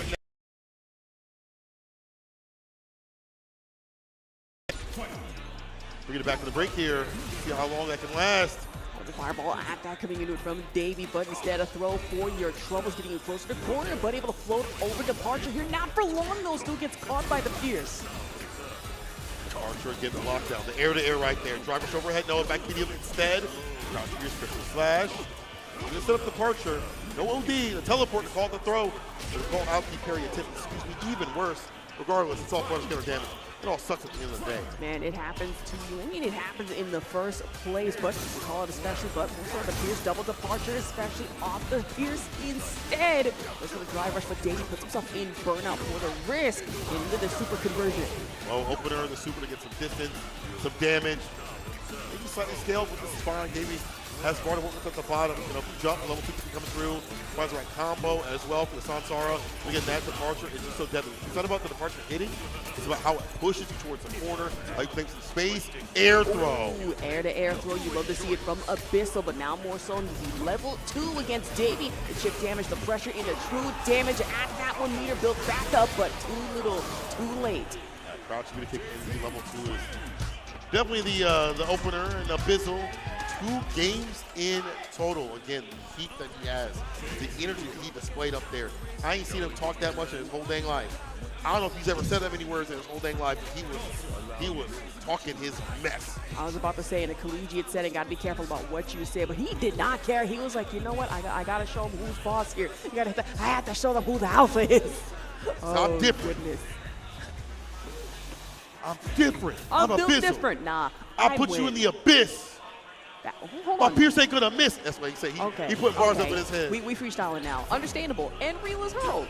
I'll take your miss. Okay, stop. Okay, hey. Let's calm it down. 2 games up here for Abyssal. Driver scratch to kick, misses the combo. Unfortunate. Man drops it, and Davey able to pick it back up for himself. He tries to rush, but instead, the fire option limb extender off the low. Departure now has to watch out for double fireball in the shadows. All those dashes again, the Departure locking down the neutral so you can just get on in there, try to get the air-to-air, no go. We got the rush option instead. A standing light kick, but for Abyssal, able to catch you by the tail. The more so Departure set up at the shadow corner. I tell you about that button. Jump medium, continuously flying a follow-up with the stand Pierce too as well. Perfect parry. Knew that string was coming through. Wasn't able to get a follow-up though, Sim. Too far off with the blast to hit. Try to slide in that we usually see from Davey, but instead it's double Pierce. And of course, off the throw puts him in burnout. That's going to be guaranteed wall crush embrace. I like that. Get the bar built up. Apparently that is the most max amount of bars you get in terms of like a kill scenario.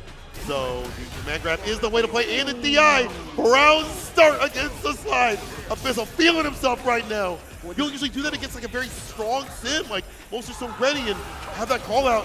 It's confidence. With the jump Pierce coming in from Davey right now, and you say you usually don't do that against Dawson. Abyssal feels like he could. You saw the pop off on stage, and no surprise. But of course for the fire into that super conversion going into the big sun right to your face. Did not find the meaty though off the plane. It was unfortunate. Whips up throw, the dive kick. Blast, sweep, the hard knockdown. Trying to go for the jump Pierce. Men in disguise, reversal jab, but no button right after Davey. Could have had a combo. Level 2 coming through. It's time to guess. That level 2 guess for game, guess for your life here. All it takes is one more touch, and for Abyssal will dang near take it. All you need, the Pierce, the spikes into the level 1 Luvushka. One more touch. Good DI, but doesn't want to do it obviously. Here, he whipped completely. Pierce, the stand medium. Claims some space, claims his life. Davy's still alive. All right, Davy's still showing some signs of life here, so I imagine if you are UTA fan base outside, might be a little more happy than need be, but you have to be more careful than that, especially off the air-to-air departure setup. That man was in hospice. Finds a side, back throw applied. I like this. Get aggressive, get active. About to say drive rush off the slide and goes to the parry option instead, and for Abyssal back into the corner you go. Perfect parry situation for Davy right now. Delayed fireball. The Yoga teleport. We got the mix-up on lock. And then he unfortunately dropped the combo. However, there's far at the bottom here. I think a situation, maybe or two, to get him to level 3. Don't let Abyssal build up that level 2 though on his side of things. We saw how hard it is for Sim to fight back. Falls to the fireball. Pierce, parry. OD Pierce, departure. We got the departure set up back up top. You can't float your way out of this situation, and neither can you just walk out. We go for the throw option. Davy back in. Burnout tried the dive kick. Instead, Yoga teleport gets caught out. Back kick for your troubles. Triple Pierce. And that's going to be it for Abyssal. 3-2-0. Beautifully done. The punishes were pristine and clean. Abyssal, good stuff, brother. Off the jab, force knockdown was fantastic. You really see a pickup like that, usually that continuously. A forward heavy kick. Very, very smart stuff for Abyssal to have the proper conversions in combos and stay solid. It was looking like Davey was going to bring that back. I can't lie. I'm going to get some more game on Davey, but the way Abyssal was like, I have to stop that from happening. Because if you start seeing a player start being like, wait a minute, I can do this. You have to stop them from getting that energy. Exactly. It's like, I can get away with a little too much here, but you're going to allow me just straight off rip? Nah, let's stop that AS tracks immediately, but I will get it up to Davey here, put up a show, put up a fight. Of course, not enough, but I'm going to give it up to UTA here. Gotta do so. Shouts to Davey, shouts to Hippo, the homies coming through out here. There's going to be Abyssal moving on in the bracket, putting people in the abyss. This cat don't miss. This cat is actually sick. I'm actually looking at him, one of the dark horses. Let's hear him talk his mess. Abyssal, a performance opposite of abysmal, taking out hometown hero Davey. Potentially, depending on how the next round goes, you could be going against Luke again, maybe Qua. We'll see. Personally, I hate JP. I'm gonna be honest. All them little tricks and stuff. What is your philosophy? Why JP, bro? So when the game first came out, I was actually a Jamie main. I played him in the first few betas, and then my last few placement matches with him, I played against a Masters JP player, and I got rocked. And I was like, this character's pretty cool, and I haven't played a different character since. That makes actually perfect sense. If you can't beat them, join them. I haven't gotten to talk to you about your major, kinesiology, right? You have a great understanding, or you're learning about the human body. How does that apply to this game? I think a lot of it comes down to the nerves aspect. I know that a lot of it is mental. That's what I've been learning. Just like what you think is going to happen likely will happen, and you kind of psych yourself out sometimes, and that's what happened in a few of my other matches. But this one, I was super confident going in. I gave him a different look than when we usually played. The last 2 times, he 3-0'd me. So I came into this one with a different mindset, different type of aggression, and it worked out. And you pulled it through. You're going on to the next one. Exciting fight. We'll see how it goes in the next one, but yeah, man, keep beating them up with that JP. I respect it that you joined them. I appreciate it, man. Thank you very much. Have a good one. Peace. Back to the back. Man, Bubbley stole my joke of saying Abyssal. I'll be talking about make things abysmal for everybody else. That's I a was bar. Gonna use That's that. a That bar. is a bar. And I was going to use bar. that. It got taken right from under me. Not too bad. You know, it'd be like that sometimes. But you know, it'd be like that sometimes. You have to fight JP, Mr. Just Perry Prince. Just Pierce. Just Pierce. Could be Just Pierce also. We have seen a lot of Pierce from him. That's true. That's just true. to make it snap. So, just like that, we have our last match. We're not done with the JPs. And Qua, only Luke will have to go for the final one here. So Luke, Qua, will be our final match. So we square everything off for tomorrow for our final top. Ooh, okay. And day 3, let me tell you, that's when we got to get fancy with it. Not only in us wearing the fancy clothes, but then with players having to get out their fanciest plays. Fanciest, just anything to bring to the board to make sure you get guaranteed top 4. But then CECC Street Fighter 6 Grand Champion status. First of its kind, and honestly, for the first year, that would be fire. Absolute fire. To be able to claim that first win, also showcase what you do in the last few twilight weeks of this season, of this game, it'd be insane. So, you know, Qua here again on the loop, very stable with that character. Obviously, I think this is a butt check, because there's no way Luke won't play no jury.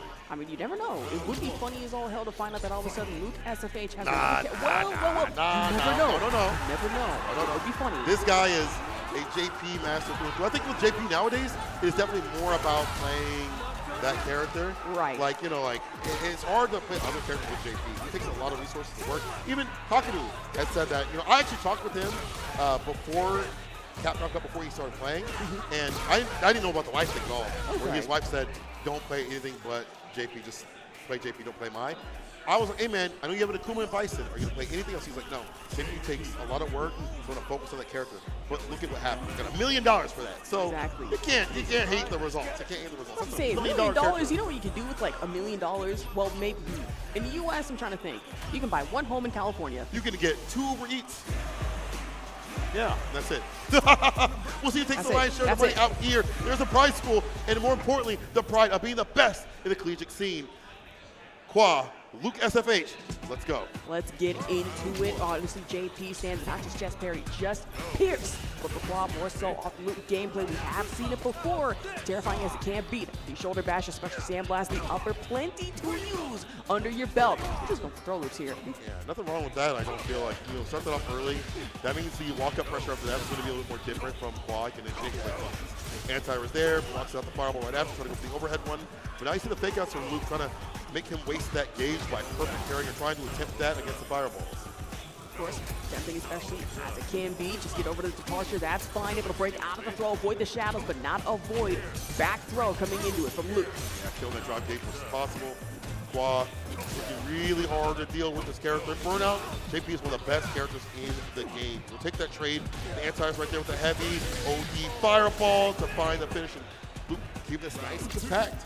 Hit you just right in the gut here, already up by 1 for Luke here. Qua just trying to find any window of opportunity. That could be especially against the Kane here. Goes for the jump option. Amnesia will take you off guard into the Pierce. Bomb won't hit you just yet though.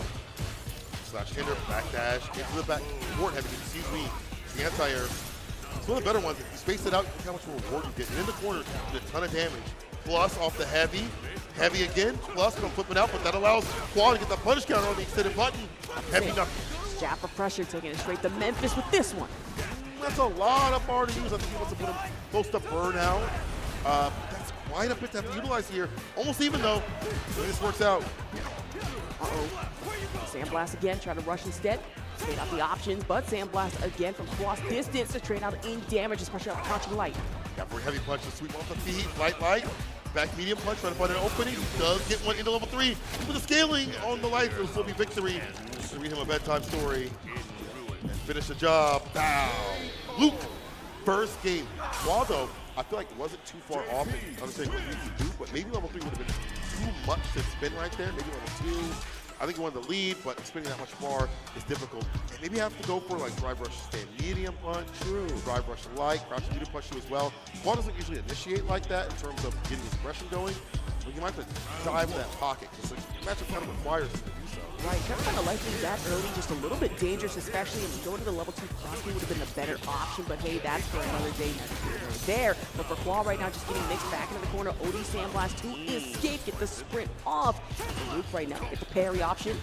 That's what I'm talking about. That OD fireball we talked about after we said something a little bit different. Jump, call it the heavy kick. Teleport, no, we're just gonna hold the line a little bit further and further with the portal, lock him down. And Luke just easily in his face. Stand Pierce to take fireball. Side swap at that one, goes for the drive rush, but Sandblast to end it too, running knee into it from Qua right now into the corner. Go for the throw. DI, nothing doing, no DI right back. Qua was ready. OD fireball at him. First some jabs. Get the side switch to as well, the departure. Qua can make his way out of this if he finds the right drive rush, but it's going to be even heftier and harder to deal with because of that OD departure, lock him down, and the overhead that's around Luke is the minute you try to get comfortable. Teleports, sudden departure, and then just lose the neutral from there. Man, shoulder bash already back into the corner. The Amnesia gonna get you right into it off the Fierce Bomb. Of course, stand heavy kick from Luke just initiated for the drive rush right now. Even the Ghost get Ghastly with it off the fireball. Parry, drive rush throw. He wasn't in punish counter out of there, but still. I was trying to get it. Like the fireball gets closer. Yeah, I like that dash up fireball, drive rush fireball we saw previously. Might also help out too as well. Whatever it takes to get in against Luke, especially when you spin it all this far. Drive reversal baits it out, -6 punish. Crouching me punch, one of the better ones in the business to do so. Maybe level 2 will be enough here. Yeah, yep. Beast mode. Should be enough to do it. Beast mode, baby. Bam. No, it's not enough. Oh, I lied. The scaling from the medium. Still able to close it out. Lucky boy. That could have been way bad. But Qua is able to clean it up. Perfect parry on the drive rush attempt, though. The stand heavy kick come into it off the Pierce again. Departure into the fireball with the feint as well. Get you to jump right into the spikes. OD this time. Use the departure, set up another departure to make sure there was full lockdown. The punish at that one. Ball bounce, get into it. She's trying to go for running knee again. Amnesia gets he caught again. Watch out for the Pierce bomb, but side swap will still catch Luke at least by some amount of damage. Pierce, yeah, should be able to drop the impact right back with the Sam Pierce. Fantastic done. Luke has been hunting for these DIs every so often. Now he's going to pay with his bar, his drive gauge, and soon his life depending on what he wakes up with. Drive impact, does it wrong. I like that. Off the medium, goes to drive impact. Luke not responding. Oh, he loses his heart. Number one, Luke. They take it down by Luke. Qua, put a game on the board. 1-1 right now. Of course, this is not going to be an easy game for either player. Expected it to be back and forth. Technosoft just going back, just breathe, re-strategize, reconfigure yourself heading into this next one. For some players, they do like to go in immediately and stay hot. Right. But some players, like you see right here, go back to the select screen, not switch your character, but give yourself some time. Also, sometimes it's good to cool down the other person. But sometimes the other person doesn't care, or it gives them a benefit of, oh, let me take a break. I didn't know I needed to take a break. So I'll take a break and think about things. You may have given a power-up, but you can only really worry about yourself. Tries to throw option broken out of instead with a sandblast, but goes Feint. Fine, Luke's still getting punished for your troubles and back up against the wall, corner throw. Russell jabs, work out here for Luke. Something off that frame. Locking down the departure mid-screen. The further one, unfortunately, Luke probably thought he was going to sit back for a little bit longer. Got interrupted, jumped in on the Pierce. The hammer of the gods, as Wrench would say. Blessing from above. The upper ender, but Luke's just trying to go for the crouching-like kick. Not working out in your favor, and for Qua, already up by one more here in the round. You know, wondering how he did get through all this miasma and plasma on the screen. Qua's found times to jump in. It's not the drive rush conversions and things like that. He's jumping. Right now, Luke is jumping in the alleyway. ODDP, though, was the play here to bust out. Charge him heavy enough to try reversal on the plus one scenario. He's back in again. Back at it, that's insane. With it, with the wall bound shoulder bash to really put you through into that throw corner game. And for Luke, I imagine that's once, that's twice, not having fun with it three times already. There's Amnesia, no way please. to make it a fourth, but instead, Back for this one throw, there is another here. And now opting in for the OD departure.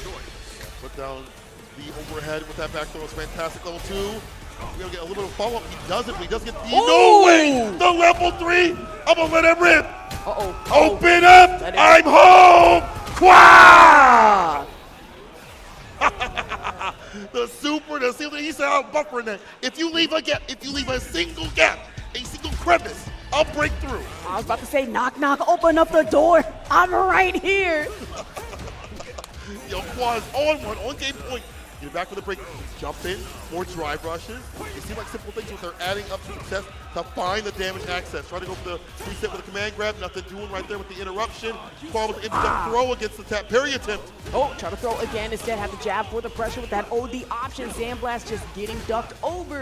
Luke right now, the stand up, not for long though, back in the corner you go. Pick up here, the setup, didn't wait long enough. Amnesia's able to hit. The Pierce bomb options, he just jumps right over sand blast, but the launcher spikes. We have the upper, and that's gonna put you back into burnout for Qua. Wanted to play high risk, high reward with it. You know, Luke can play in burnout as he gets the empty throw. Once again, Qua, one more round from moving on in the bracket, moving on to Sunday Finals. And Sunday Finals is exactly where you want to be, no joke, especially for Collegiate Street Fighter 6 right now. The Amnesia gonna hit. Watch out for the Pierce bomb. Instead, stand heavy getting punished on the OD upper. Delayed that just a little bit on ODDB. Honestly, if you're Quad, you probably go for a super here. Maybe not so much now. The drive gauge is coming back here for Luke. With the fireballs, just trying to go the sandblast option from cross corner, but the jab pressure coming into it from Luke right now. Able to parry, but the uppercut gets punished. And back to the corner, stand heavy with the drive rush. You go into. Drive rush overhead blocked out. Jab, drive back, right back. It's the clap back. It's Qua with a huge punish incoming into level 3. My goodness, absolutely insane with it. Going straight to Memphis. Quad takes it 3-1. It done moves on to Sunday finals. With that, Luke, a dark horse for many, becoming a primary pick for many more. Quad, fantastic.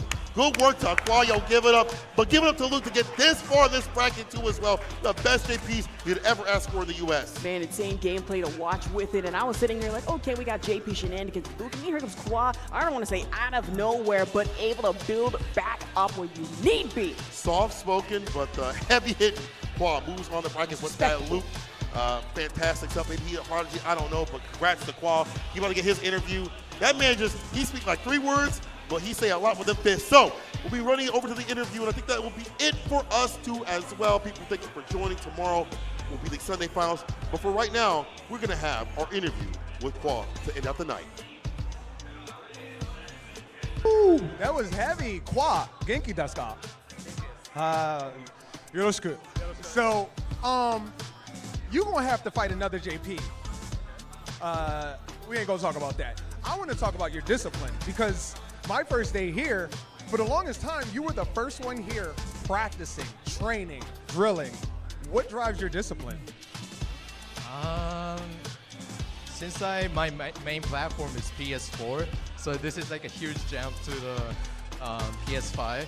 So I feel comfortable with perfect pairing and stuff, and also with punishing in neutral. However, my combo timing is totally different. So that's why I was in the training mode the whole time, adjusting my playstyle and the combo timing. What is it about Luke? Because I don't think we've seen any other Lukes in this competition. What is it about Luke for you? Luke is, that's a hard question, man. You know what? I'm gonna go big. Luke is my life. All right. Hey! I love it. Luke is love. Luke is life. I really look forward to the next match. I'm very curious how it's going to go. You spared Luke from another JP, another battle with Abyssal.